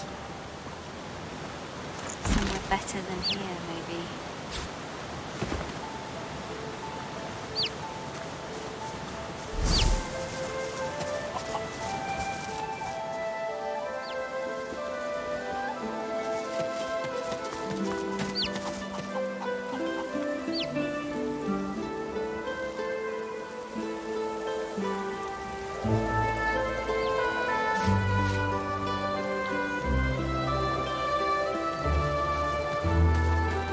A weary paladin strips equipment from the bodies of the dead, singing softly to himself. He looks you up and down, then nods a greeting. Ah, pity you just arrived. We could have used adventurers like you in that last fight. We're short-handed, deserters, if you can believe that. Abandoned their post and wandered off into the wastelands. Left their friends here to die. It's shameful. He grabs you by the shoulder and forces you to look at the bodies at his feet. See that, adventurer? That's Lord Godfrey and Guy Falchart. They were my friends. Their friends, too. Fortimere, Gale, Adlard, and Job. These 4 paladins left their posts, and now their friends are dead. You are loyal, or you aren't. And if you aren't, then people die. Friends die. See the captain, if you will, adventurer. Maybe he'll put some work your way. You can follow your own path all you wish. I shall not mourn till war is done. I shall not weep while blood still runs. I'll hold my tears when weeping comes. Who shall avenge you, darling?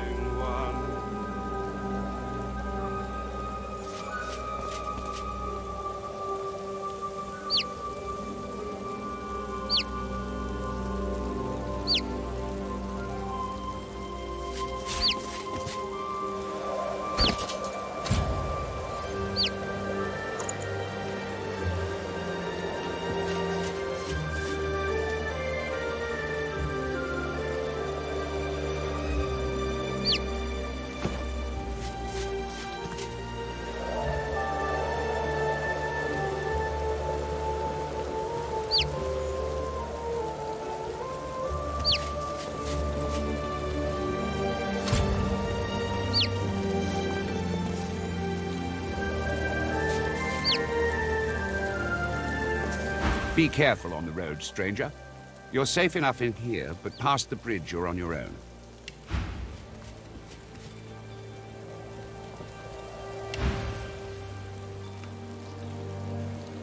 We're doing well enough for now. We've lost many a man to death and desertion, but we still held the bridge. Not amongst paladins, it's not. Adlard, Gale, and Hellis Jubb all left their posts. Fortimere too, I suspect. Gone to serve a friend, they said, and maybe that's true. No matter. We'll fight the Voidwoken with what we have, and we'll win. Guy Falchard and Lord Godfrey fell in the last melee. The Voidwoken will be back, be sure of it. Beyond the bridge, the world has gone to hell. The Magisters are out there now, hunting down a sorcerer. Although I suspect it's the other way around. I shall not weep while blood still runs. I'll hold my tears when we... Sighting a stocky paladin seated ahead, Ifan tugs at your sleeve. This one I remember. Hardwin and I served together back in the war. Let me do the talking. The two men embrace, amicably enough, but you sense an uneasy tension running beneath their smiles. Well, as I live and scarcely breathe, if it isn't Ifan Ben Mesd. I thought you died in the death fog. Thought you died a hero. But I suppose it's better to live as one. We really gave those Black Ring what for, eh? Wiped them all out in the blink of an eye. Damned proud to have served you, Ben Mesd. Damned proud. Ifan's face turns sour as he mutters something under his breath that only the paladin can hear. Hardwin loses all camaraderie and blanches, stepping backwards. He puts one hand on his weapon. You've changed. And for the worse. I'll not have the sacrifices of my fallen brothers maligned to my face. You survived, Ben Mesd. Be thankful for that, if nothing else.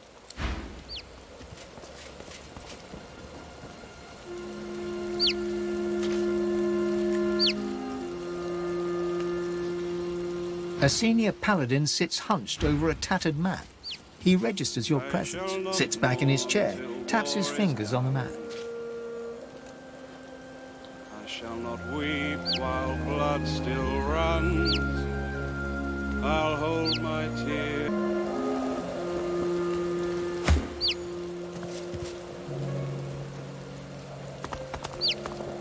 Sighting a stocky paladin... This one I remember.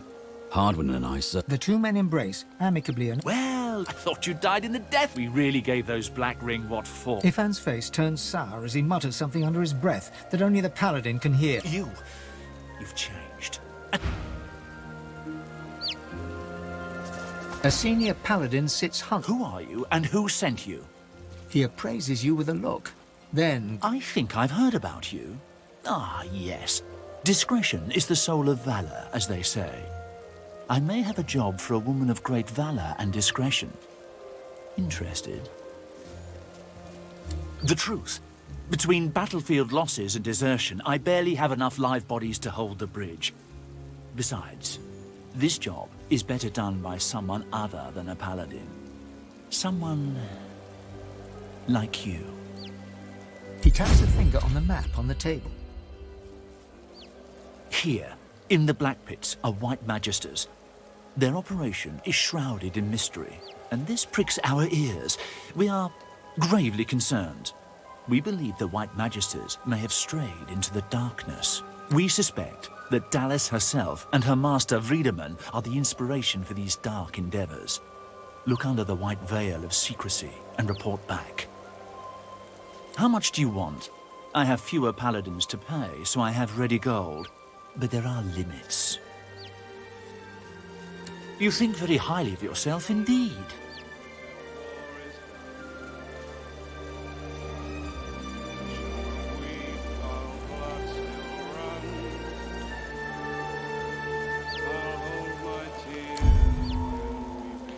He opens a pouch and shows you the contents.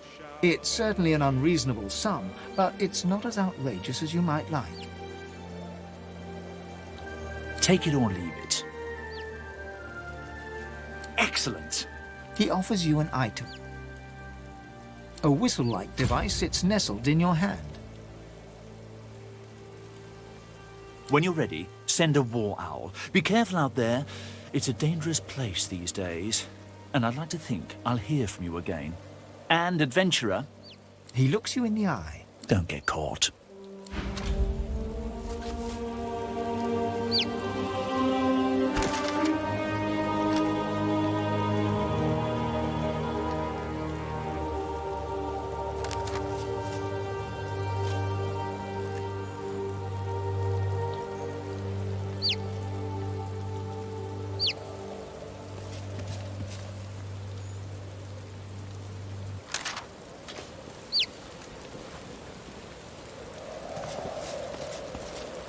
I shall not mourn till war is done.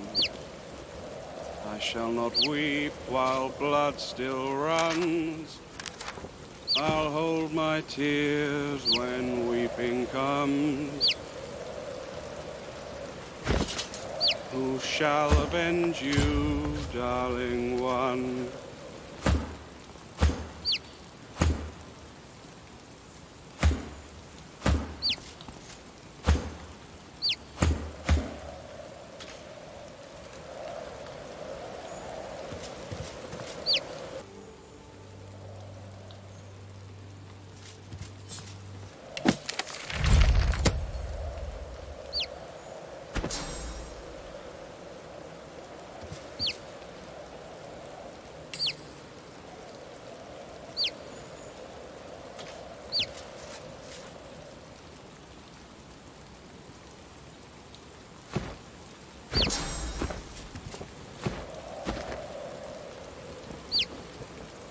He looks up from his map.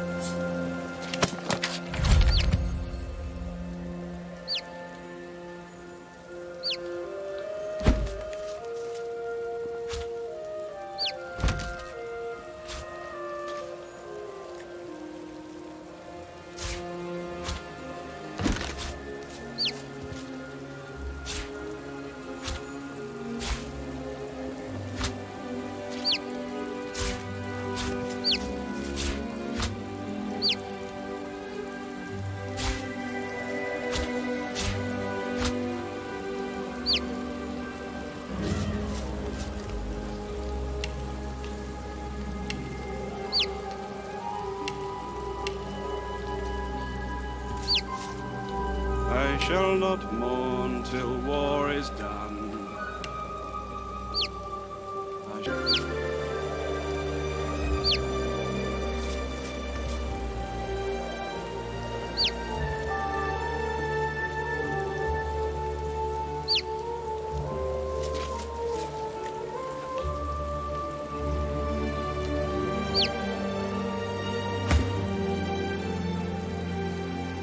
He looks up from his map.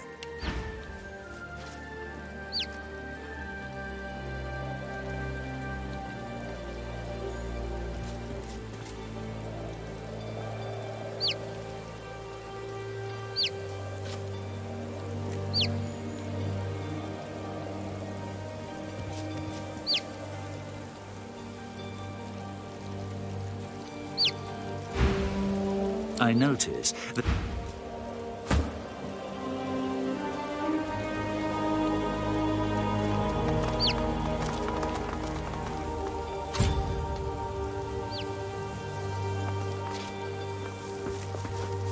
Seems like the only work these days is in fixing weapons. This will do.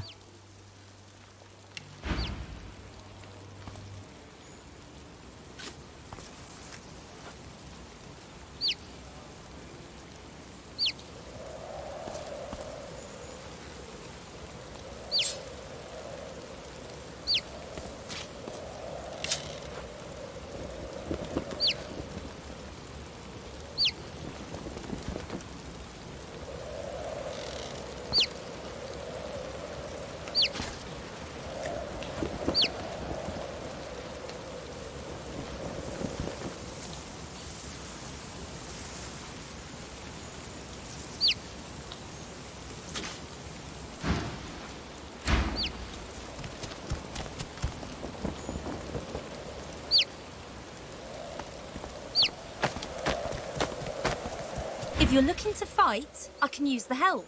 If you're looking to chat while enjoying the view, then bugger off.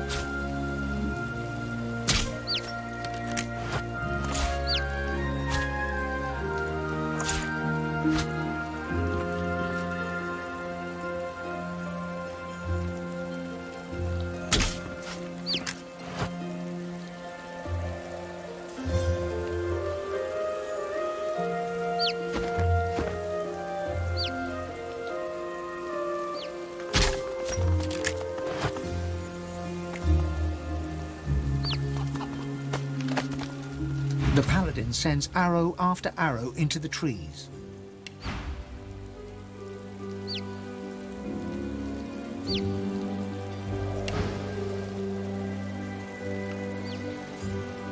She whips her head and fixes you with an intense look.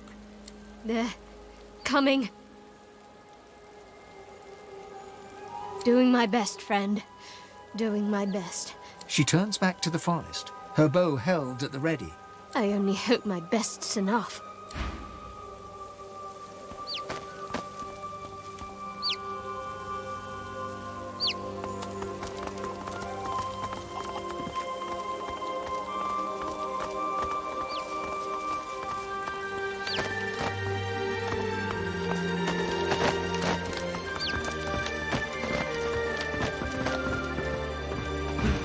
For a moment, I thought you were our reinforcements.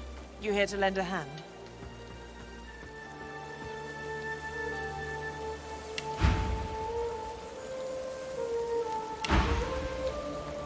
Glad to hear it. Carry on, and all the luck of the gods to you.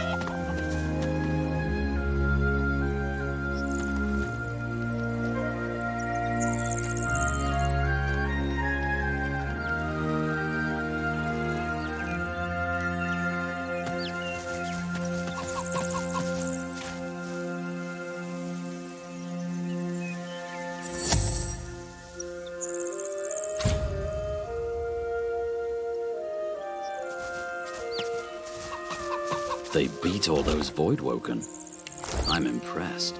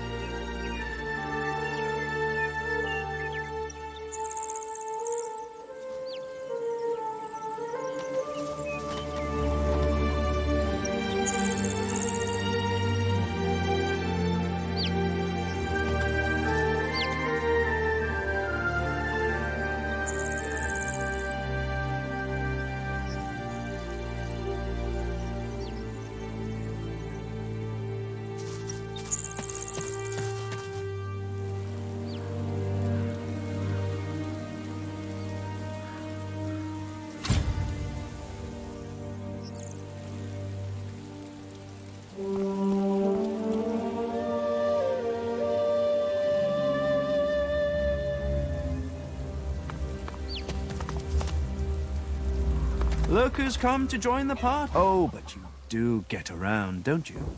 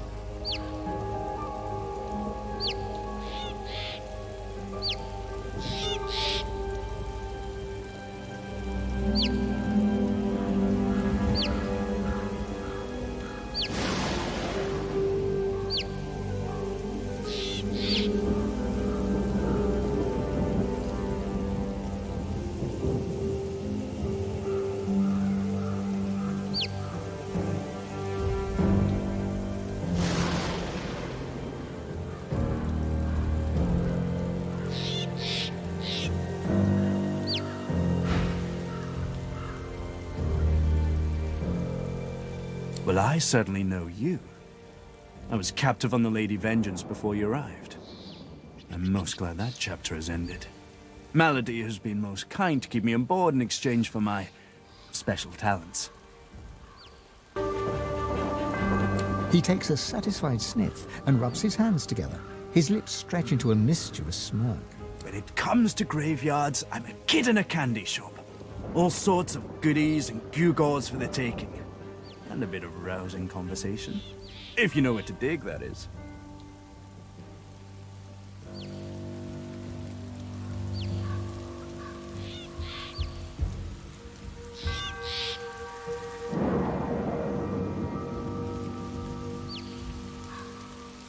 Ah, it's a quandary, you see.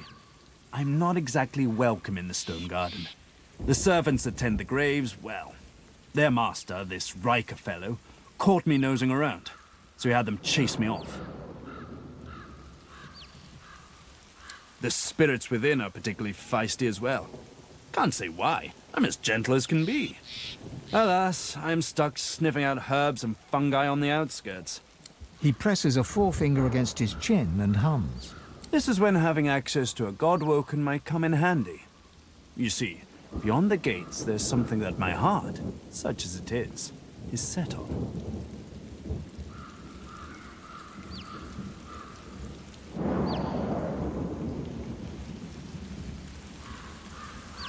Oh my, just adorable you are.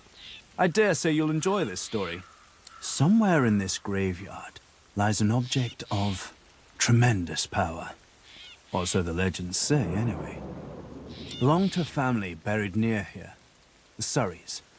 I've been reading up on them. An ancient clan of eccentrics and oddballs. Fascinating people, truly. Old Joanna was the last. The poor dear. Had no money, no children, just this incredible heirloom passed down to her through the generations. Problem is, no one knows what this object is, only that it's an astounding piece of work. Seems Joanna took its secrets to her grave, rather literally.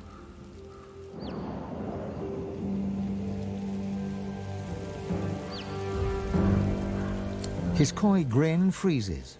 I can recite each page from memory, but I've neither the time nor the inclination. Tarquin sighs, and his lips unfreeze. For a moment, he looks almost modest. It pains me to say, but you've talents in the adventuring department that I do not. This heirloom could prove valuable for both of us.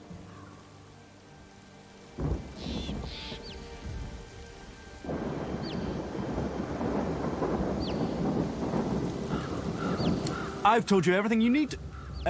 everything I know. What it is doesn't matter. What it does, well, if I am right, it will clean up quite an unholy mess. A mess we're both currently mired in. He looks toward the graveyard. Let's make this easy. I'll assume you've accepted my mission. You'll assume I give it in good faith. Beautiful. The Surrey tomb must be somewhere nearby. And whatever that object is in there, I bet it's impressive. I do wish I could wander inside. It would be nice to look up some old friends. See if they're in good spirits.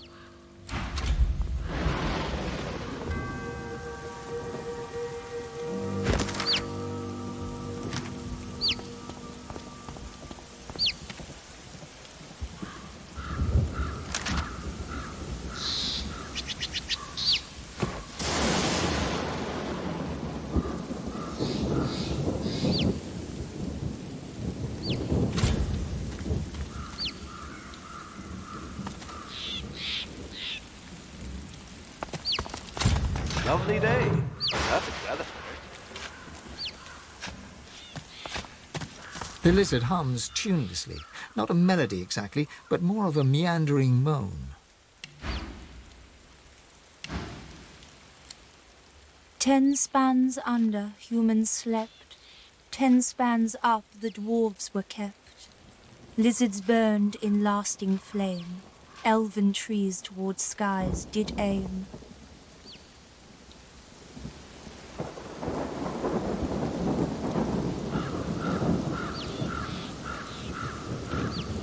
Keeping watch, tending graves. She ekes out a few more notes, then smiles at you with the innocence of a newborn. It helps me remember where the dead go. Sometimes they don't stay where I put them. That's okay. She flinches as you move closer. No, no touching. Her humming fades. The eerie silence lasts for several seconds.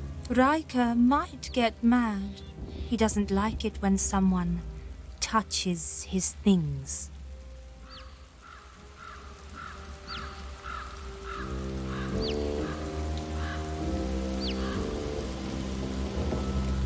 She shivers and whispers. Powerful sorcerer. Lives here, right in the garden. He can take the you from you. No brain, just body. She points at her head. The servants. They got nothing up there. Riker has it all now. They need to be freed. Only way. Kill Riker. The servants, so lost, chained by Sorcerer Riker, but they can still go home to the hall. Set them free. The ensuing silence lasts for several seconds, until she picks up the melody once again and turns away.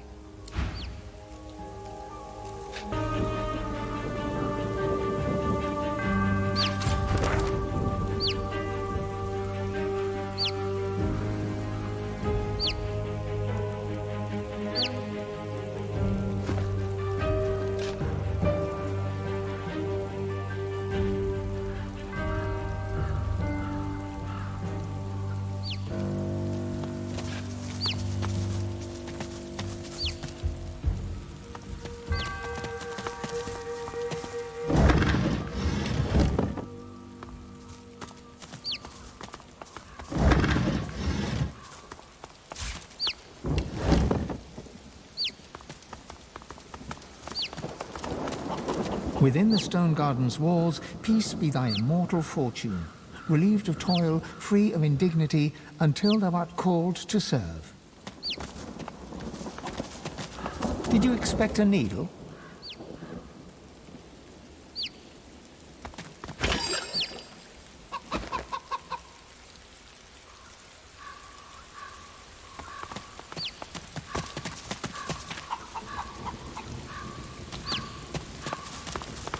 As you reach to push open the heavy door, the coils and whirls of engraved wood dance into a new pattern. The semblance of a face arises, a face that seems to look right through you. A little sorcerer, come to play. You are a sorcerer, are you not? Perhaps even God-woken? Tell me true, now.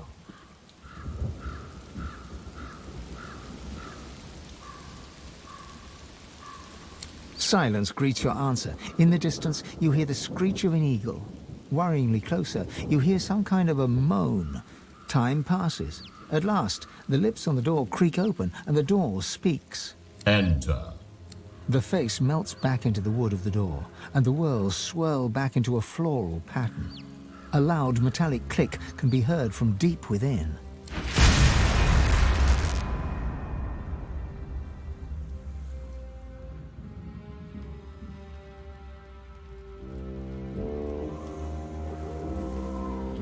Nice! I've always wanted to explore a haunted house.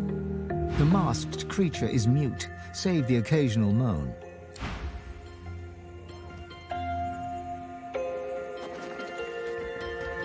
The servant grumbles.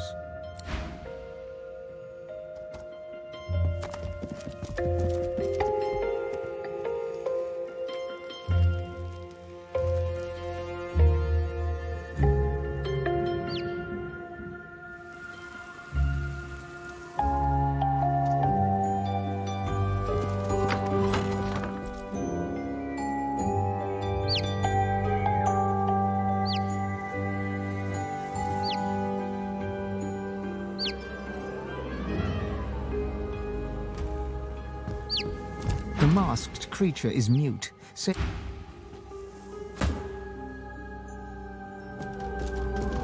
As you approach, the salamander turns its head away, twisting its snout into the air. It refuses to even look in your direction.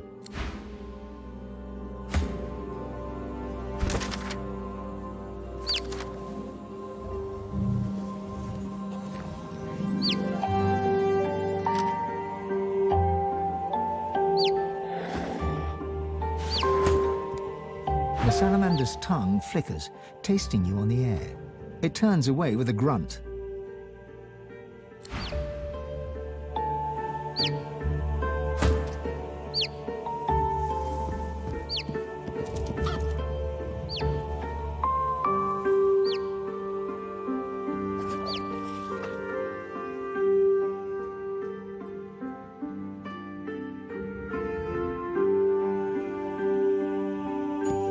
A visitor.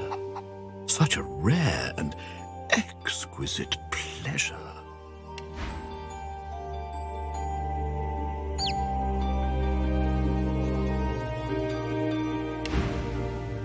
The elf tilts his head backwards, but his squinted eyes don't stray from yours. Call me Riker.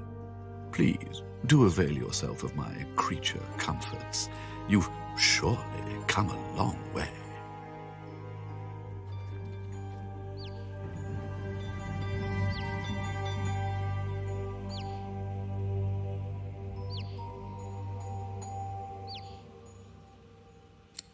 Perhaps not. But I know the wilds are all the wilder as the void encroaches. Do you agree, Godwoken?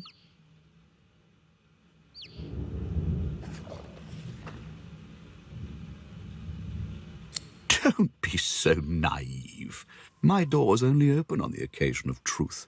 What you admit to them, you admit to me. I also see you are not yet whole. He presses a slender forefinger against his tight lips and hums. I'm not a generous man, but I could give you what you seek if you offer something in return. A completely fair exchange between sorcerers.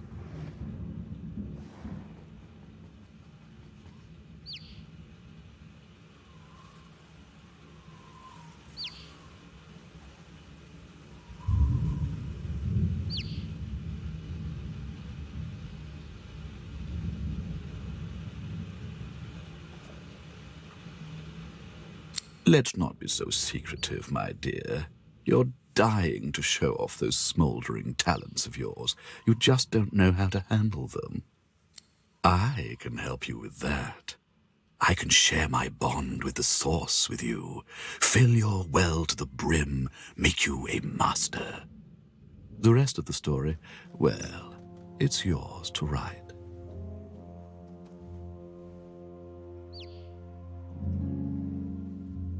You are cautious. An admirable quality.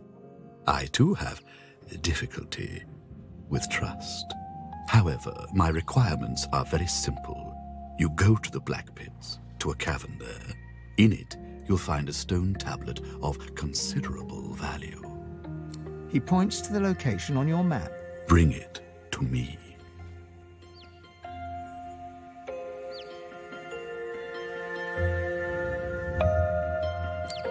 Oh, but heading to the Black Pits would mean tangling with more magisters, and they're such a nuisance. I like keeping my hands clean, you see.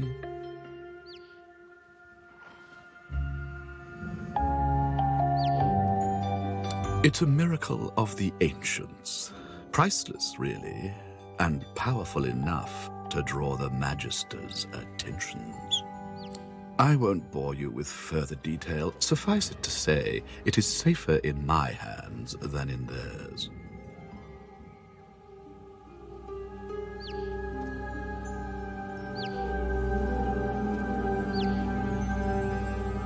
Riker's lips stretch and his cheeks bulge, but you couldn't rightly call his unusual grimace a smile.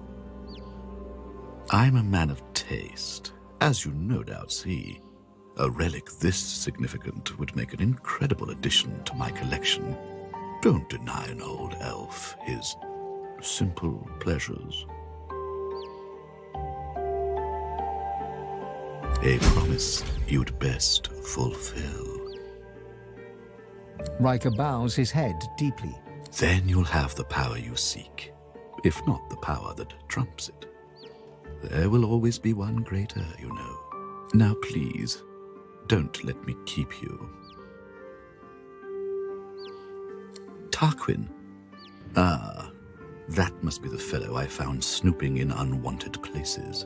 There are some types, deceitful types, that don't deserve to be among a place of such treasure. He doesn't appreciate what the dead can do for us, my friend. He turns the back of his hand towards you and waves it back and forth, nudging you away. Do be sure to see yourself out. These tomes demand my attention. Striking language. Smart writing is a forgotten art.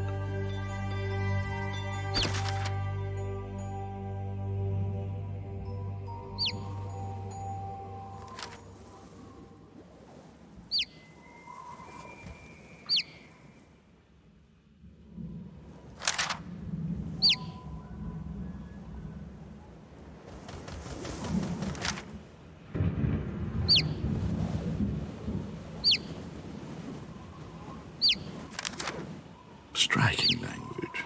Smart writing is a forgotten art.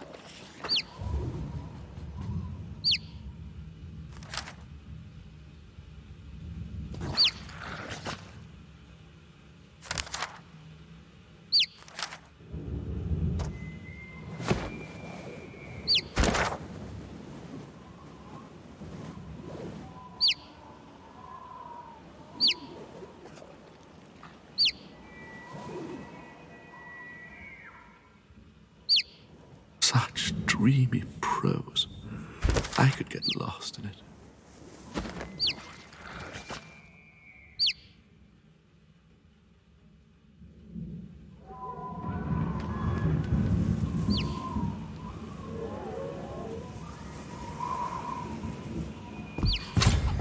Death prowls above. Ascend only if you seek it.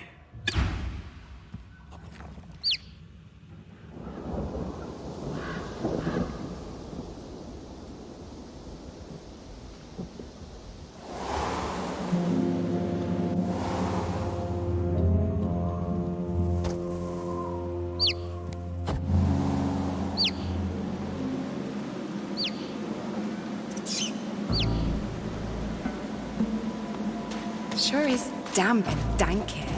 Wait, don't those mean the same thing?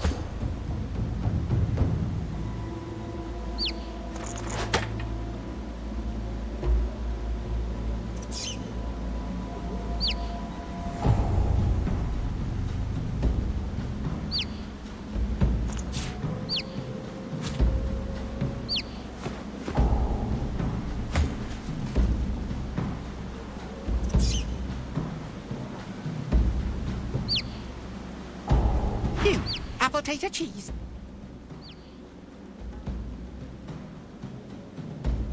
The rat's tail twists and untwists. His ears cock and uncock. Food.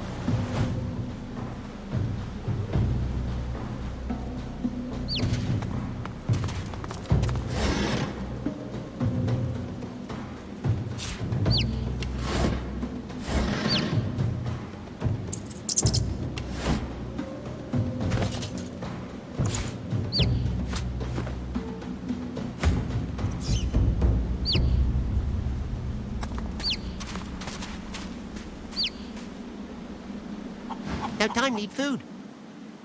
The rat's tail twists and... Food.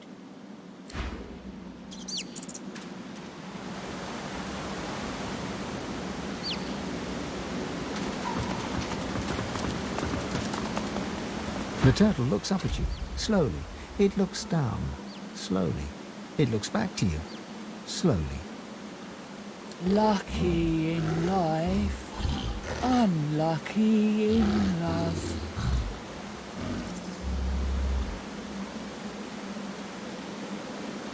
She lets loose a long sigh. She inhales. She sighs again. Oh, Rory, the rat. He's just over there. Don't blink, or he'll flit right past, like a rat. He's Grace. I'm Gruel. I'm too slow to give him smooches, and he's so smoochable. If only I could keep up. I could groan sweet things in his little ears. I could tell him I love him. I could share my beats. I like beats.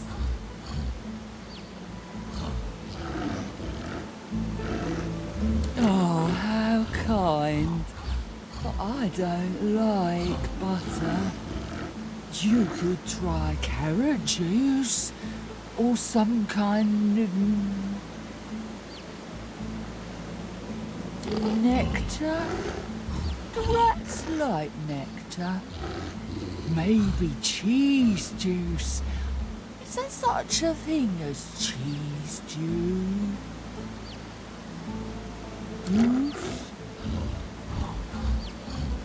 Oh, that's too bad.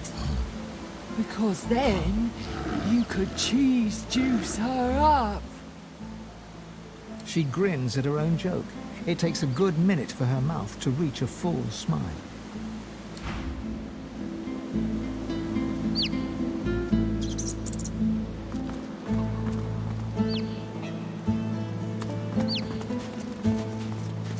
Can't talk, hungry. Hungry cheeseberry. The rat vacuums up your scent. Its whiskers twitch. Food.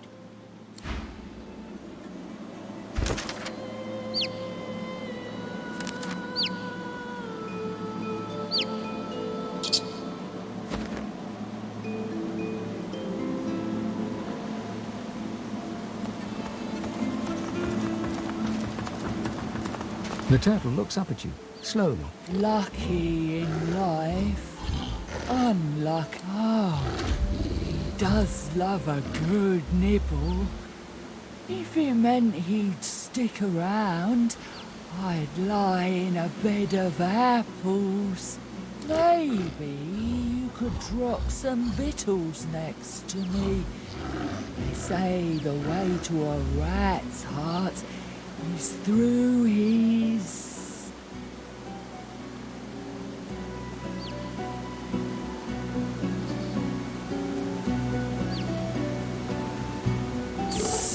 I forget. Used to be the ladies. Was there one day and wasn't the next. Riker now, nice guy, gives me beats. I like beats. May the soil under your feet stay ever smooth.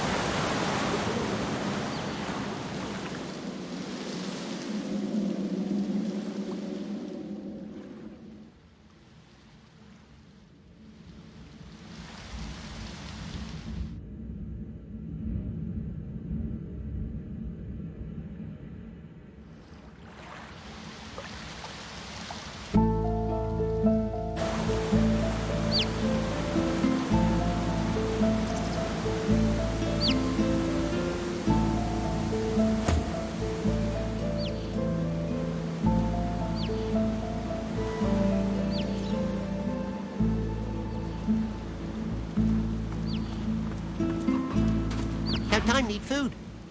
The rat's tail Cheese food, fruit food.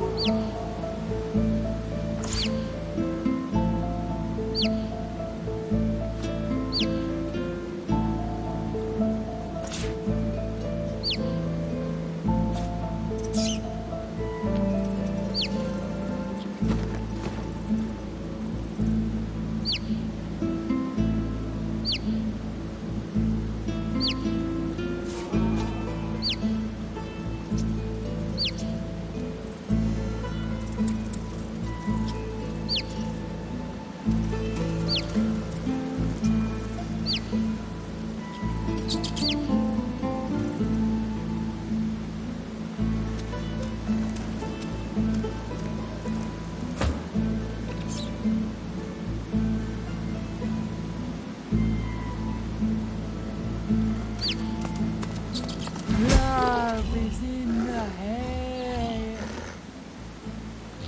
May the soil under your feet stay ever smooth.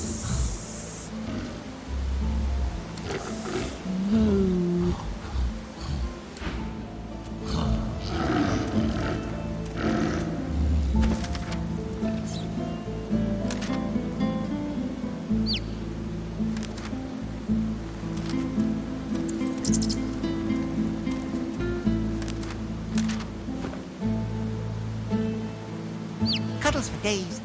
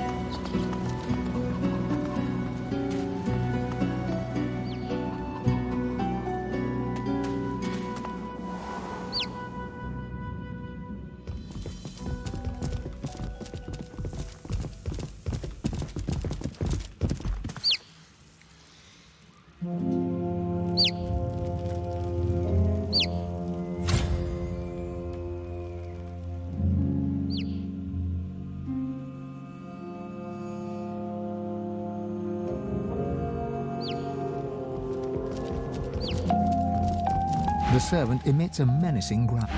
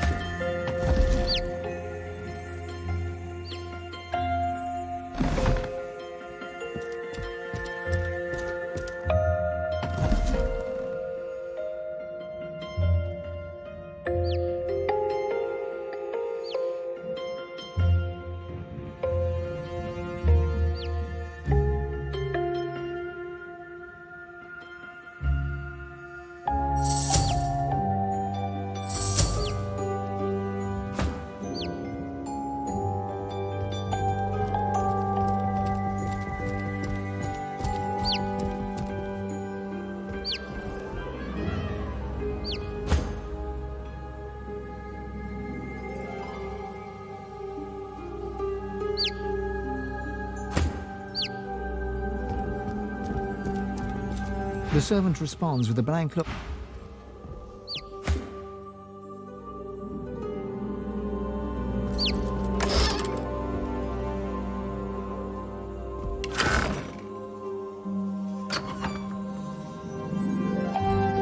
The dusty staircase leads to another hatch, which is blocked tight. As you push, it budges slightly, and some sand drifts onto the floor from the other side. No matter how much you strain and grunt, the hatch the creature barely notices you.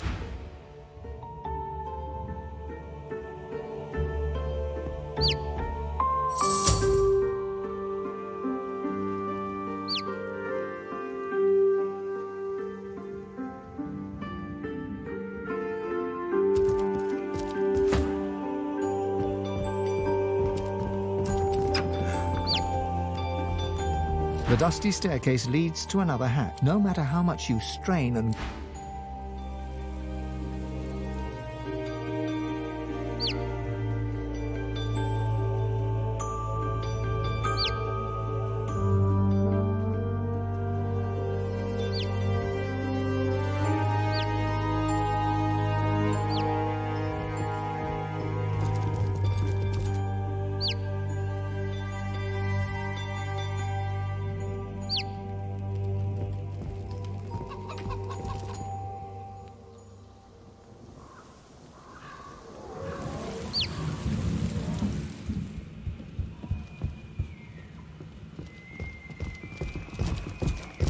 The masked creature grunts 3 times at the sight of you. It reaches its arm out. Clasped in its hand is a crumpled parchment. You take the page, and the servant returns to its hollow existence.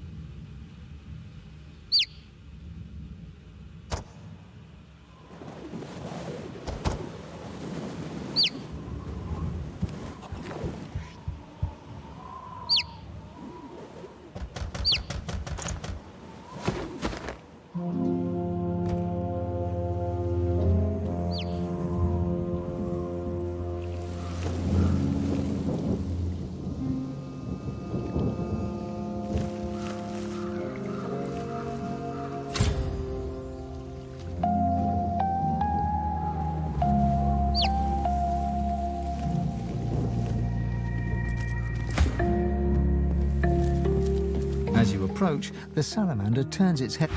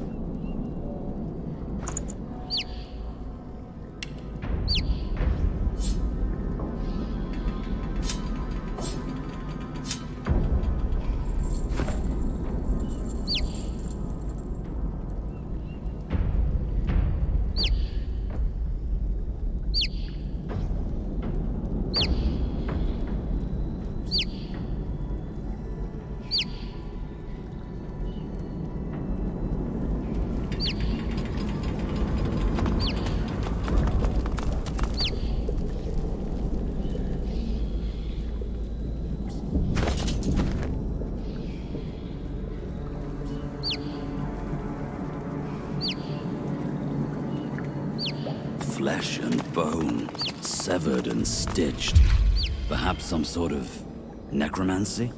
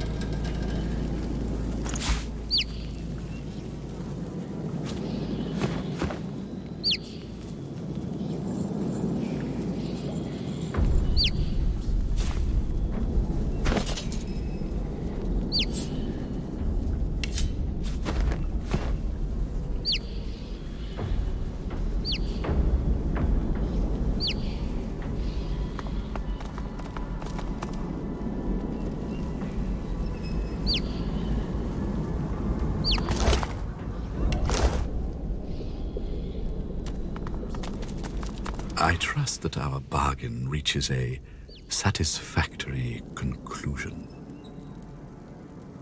I'm prepared to offer a generous reward, my dear. You're dying to show off those smoldering talents of yours. You just don't know how to handle them. I can help you with that. I can share my bond. You do your part. Then I do mine. Well, see that you find me.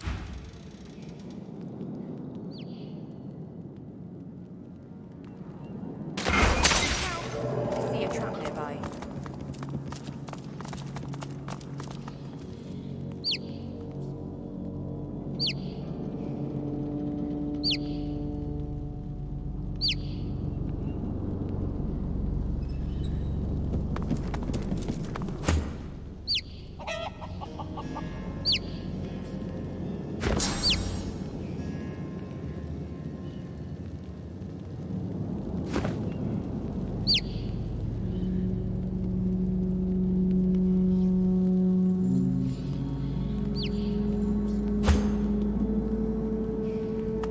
Careful. I You spotted see a trap. yourself in the mirror. It's quite a sight.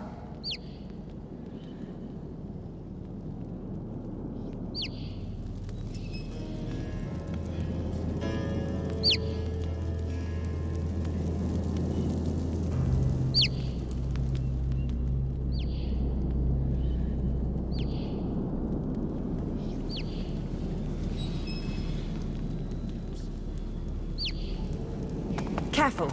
I've spotted a trap.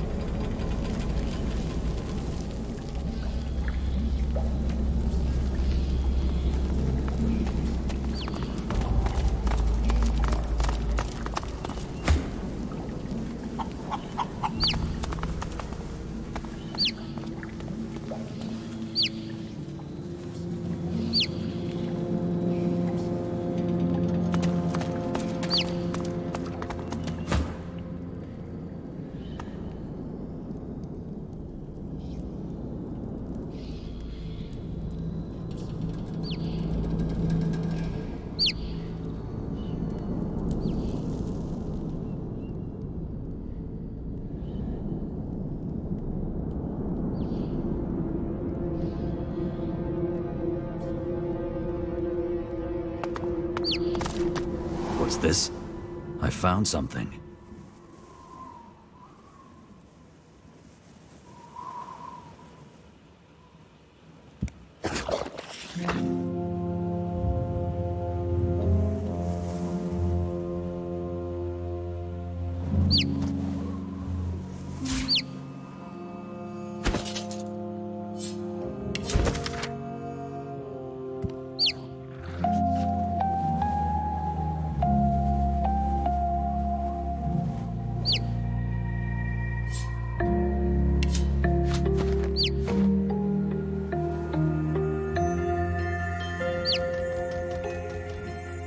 The servant emits a menacing...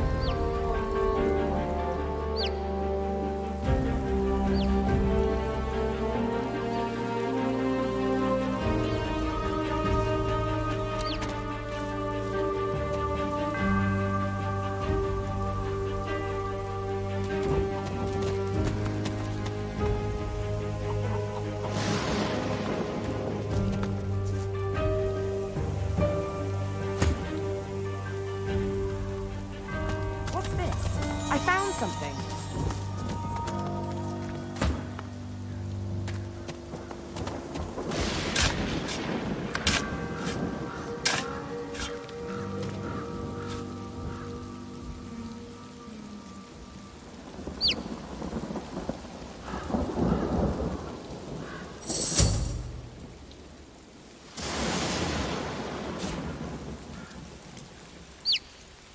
The lizard hums tunelessly, not a melody exactly, but more of a meandering... 10 spans under, humans slept.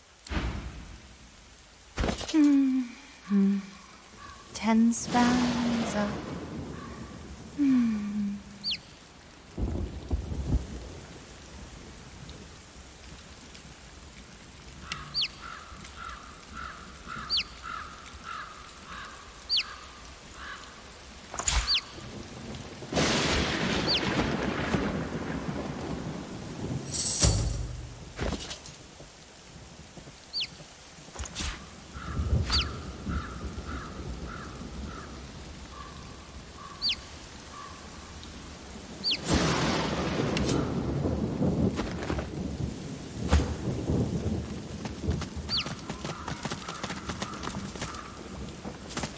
You recognize the dog from the town square in Driftwood.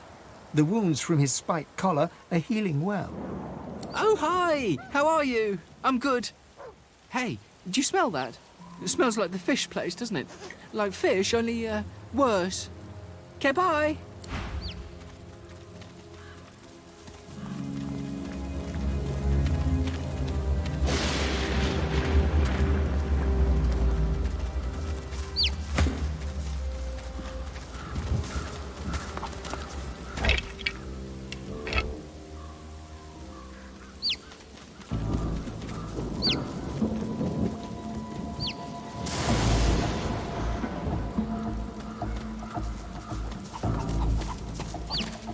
Here lies partman Winchy Pruitt. Too generous by half. Horsemen pass by.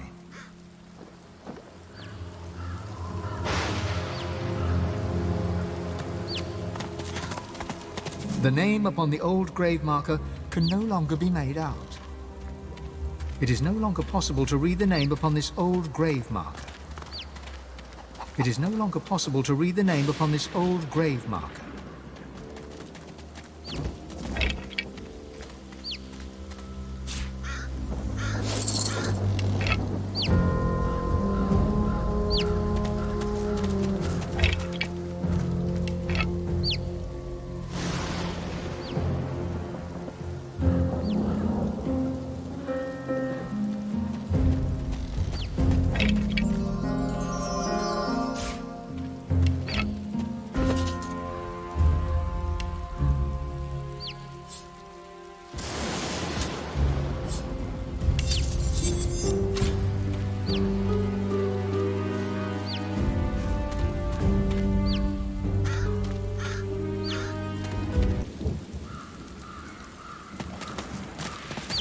An ancient grave marker. The name upon it has faded away. An ancient grave marker. The name upon it has faded away. Read the name upon this old grave marker.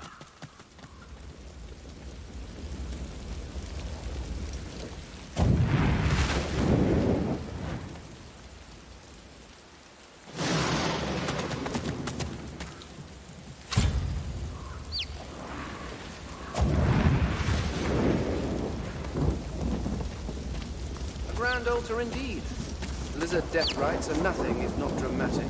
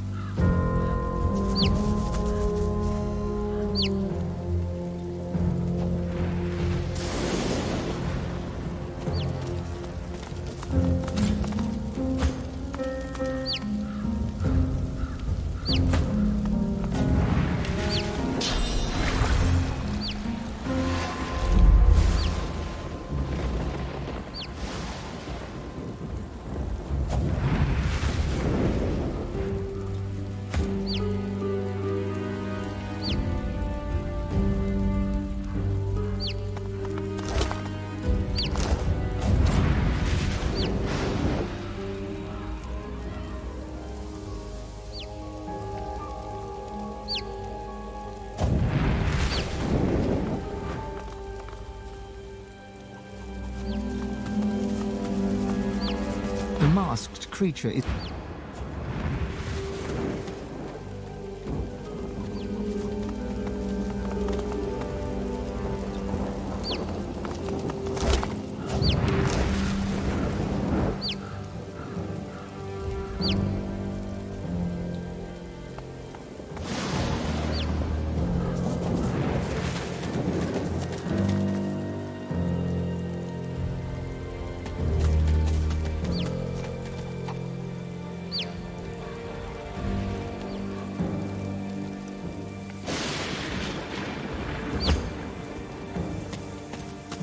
Is that an elven ancestor tree just ahead? It's beautiful.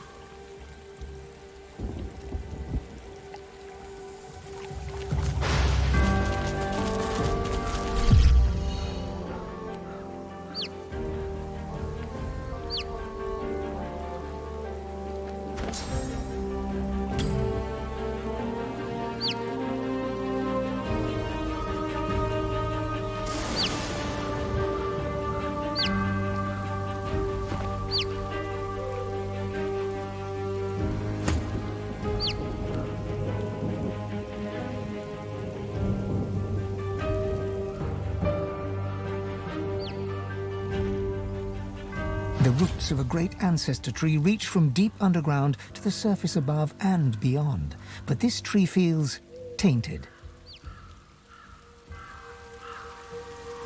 You are a scion of the elves. The mother tree demands your blood. You do not have a choice. She has a plan, and you must serve her with your death. You heed your mother's wishes and take root.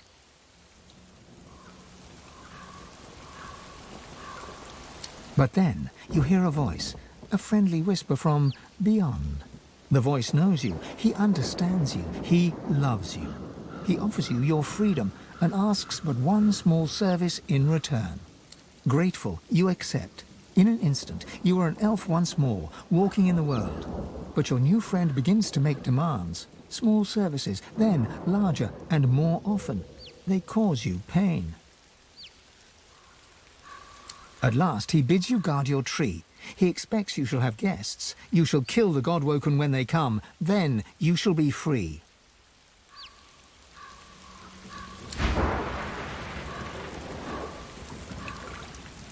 The thought occurs. The scion replaced one bad deal with another.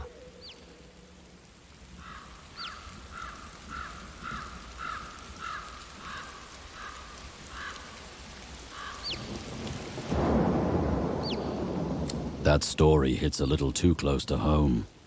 Poor luckless fool. To trade one's soul for immortality and then lose out on your prize? That is unfortunate, no matter the circumstances.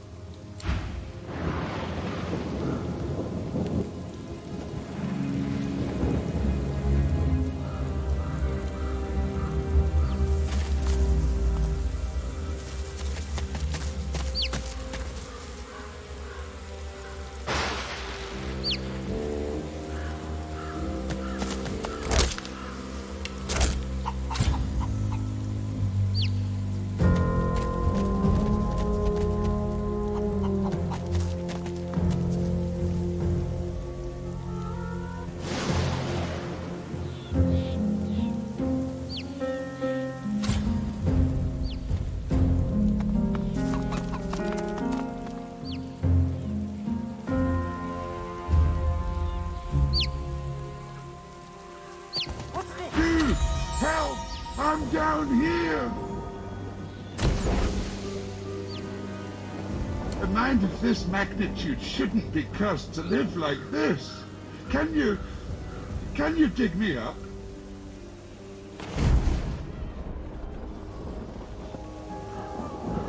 Well, I used to be... Wait, who did I used to be? I can say with confidence who I am now, at least. A thinker, the likes of which you've never known and never will. Don't worry, there's nothing funny about me.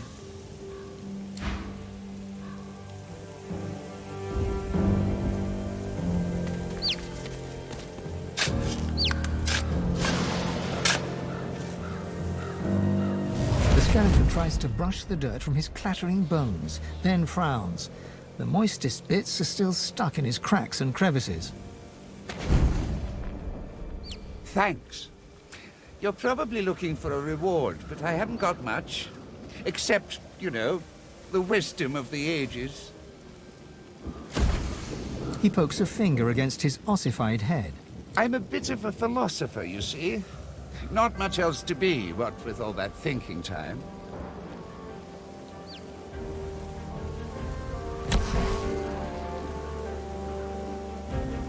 Are you questioning my intellect? You think you say more sooth than me, a verified soothsayer? The skeleton pauses and sighs, then straightens his spine with a clatter. A soul bond will settle it. A battle of wits. Then the cosmos itself will decide who can better face the truth of our own essence, me or you. A weak soul may not survive the bond. But I'm sure you'll be just fine.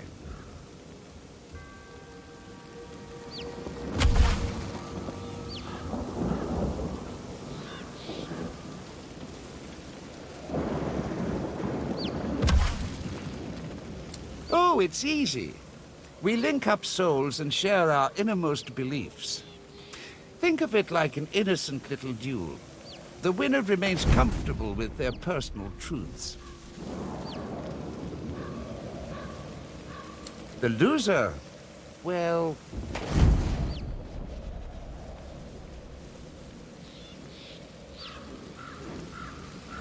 Battle is dangerous, is it not? I find it to be true anyway, even when you're battling your own mortality. The angst can prove terminal to the weak-willed. Oh, how fun. Just touch this bone on my rib cage here, right over where my heart would be, if, well, you know. You reach for the rib in question, but nothing feels different. Not until you try to pull your finger away and it remains glued to the bone. All right, miss. Deep thought. First up, our purpose in life. I say it's to accumulate knowledge. Pretty great answer, eh? Can you do better than that? His jaws clack together in a show of self-assurance.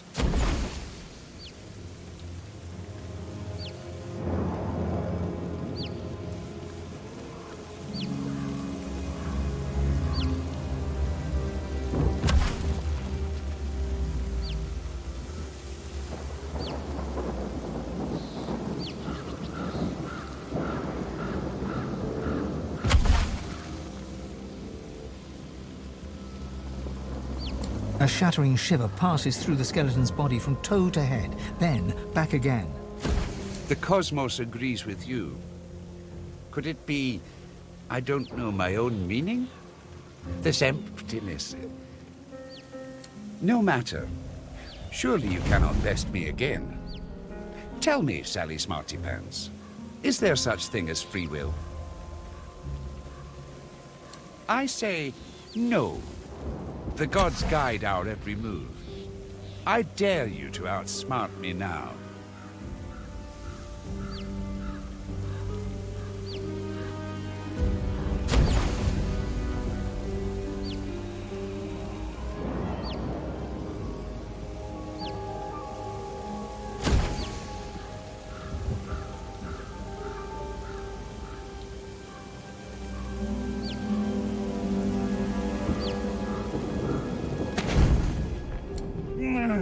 How could I have been so simple when the truth is so vast? Well, I won't let you outshine me again.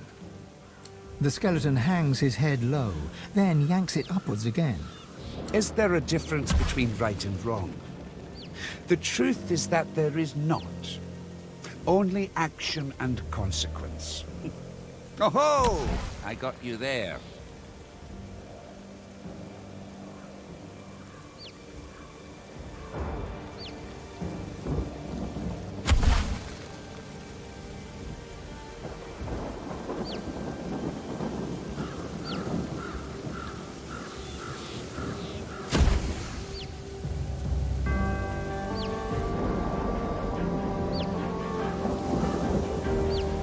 You feel the bond break between your finger and the skeleton.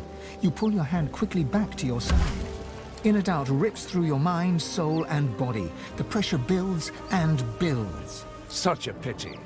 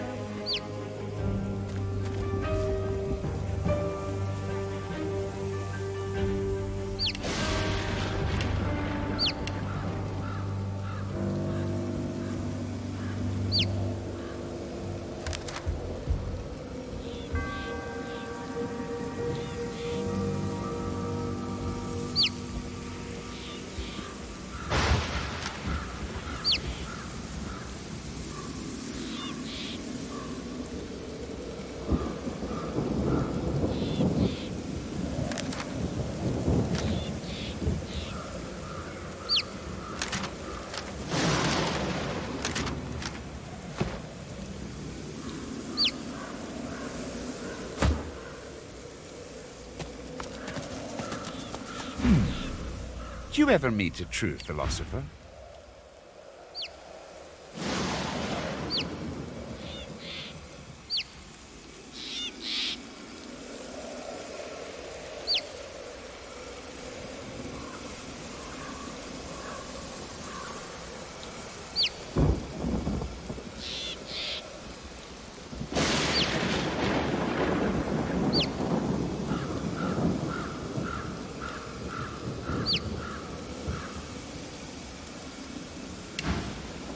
He pokes a finger against his ossified head.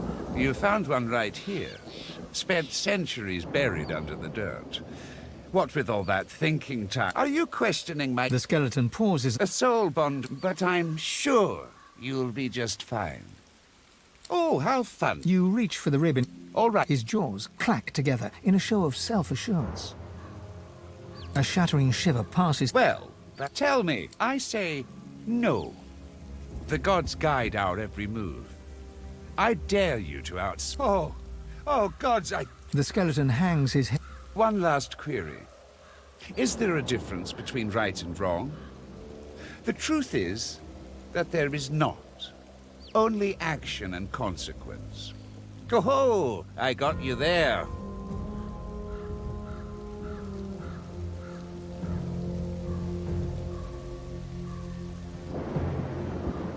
You feel the bond break between your finger and the skeleton. I can't bear this existential agony. What have you...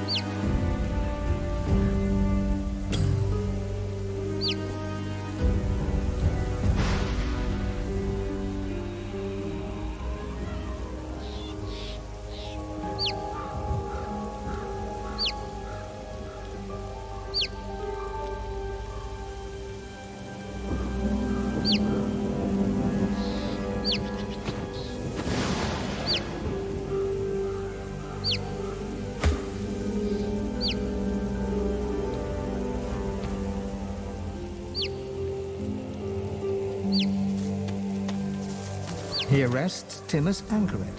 Ever may he look out upon the woods he loved so dearly.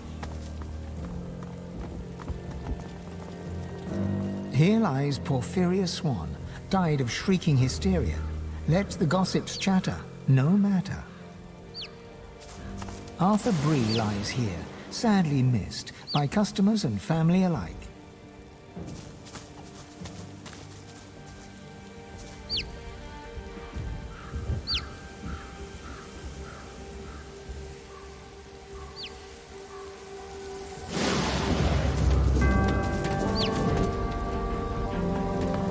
What's this?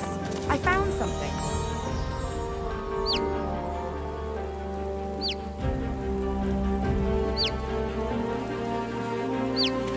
The headless statue looms over you.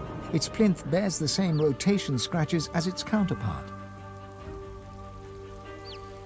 The statue doesn't move, no matter how much force you apply.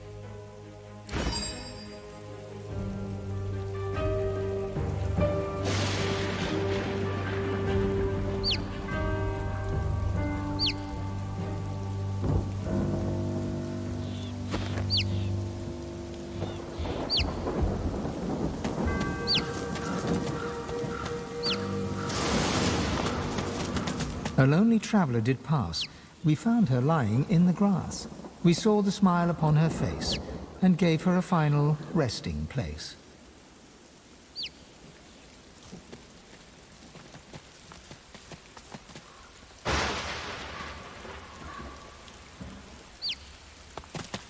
The plinth of the statue bears a series of deep circular scratches upon its stone. The statue can be rotated. You cringe at the sound of stone grating against stone. You cringe at the sound. The statue The sculpture looks The headless statue looms over you. Its praying, decapitated form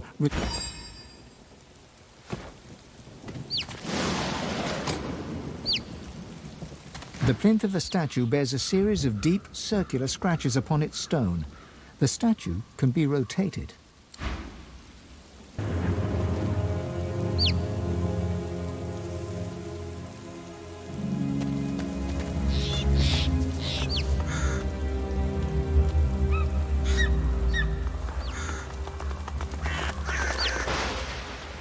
I can't tell whether she's welcoming me or warding me away.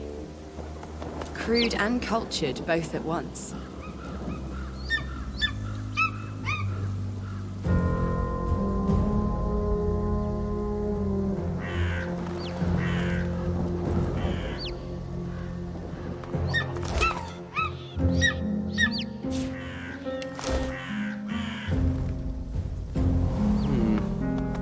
Monument to Dwarven lives lost.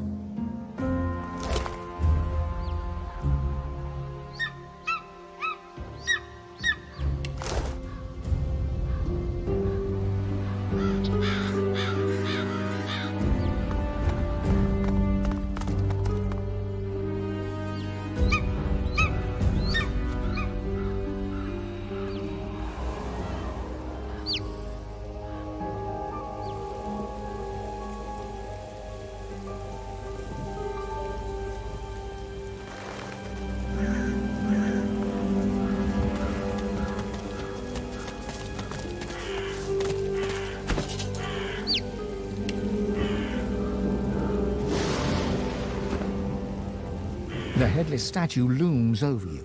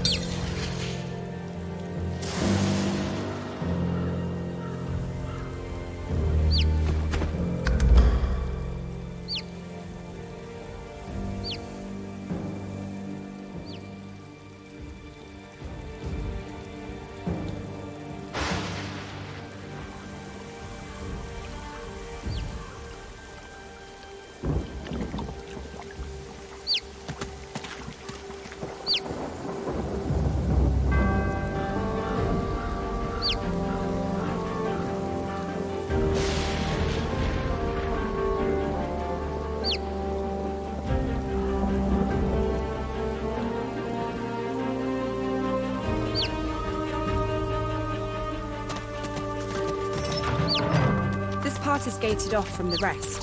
Whoever is buried here must have been important.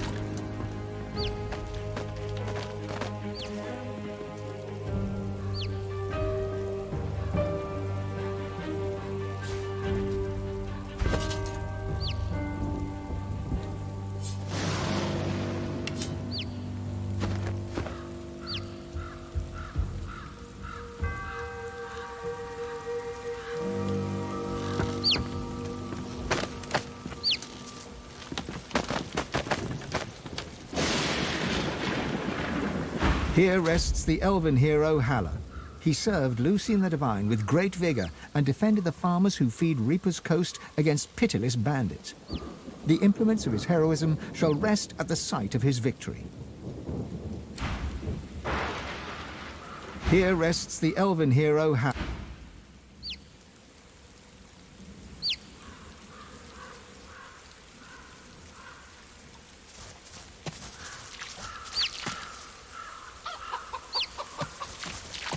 Here rests the lizard hero Vidia. She served Lucian the Divine with great dignity and vanquished the strange beasts that arose from the primordial caverns of Reaper's Coast. The implements of her heroism shall rest at the site of her victory.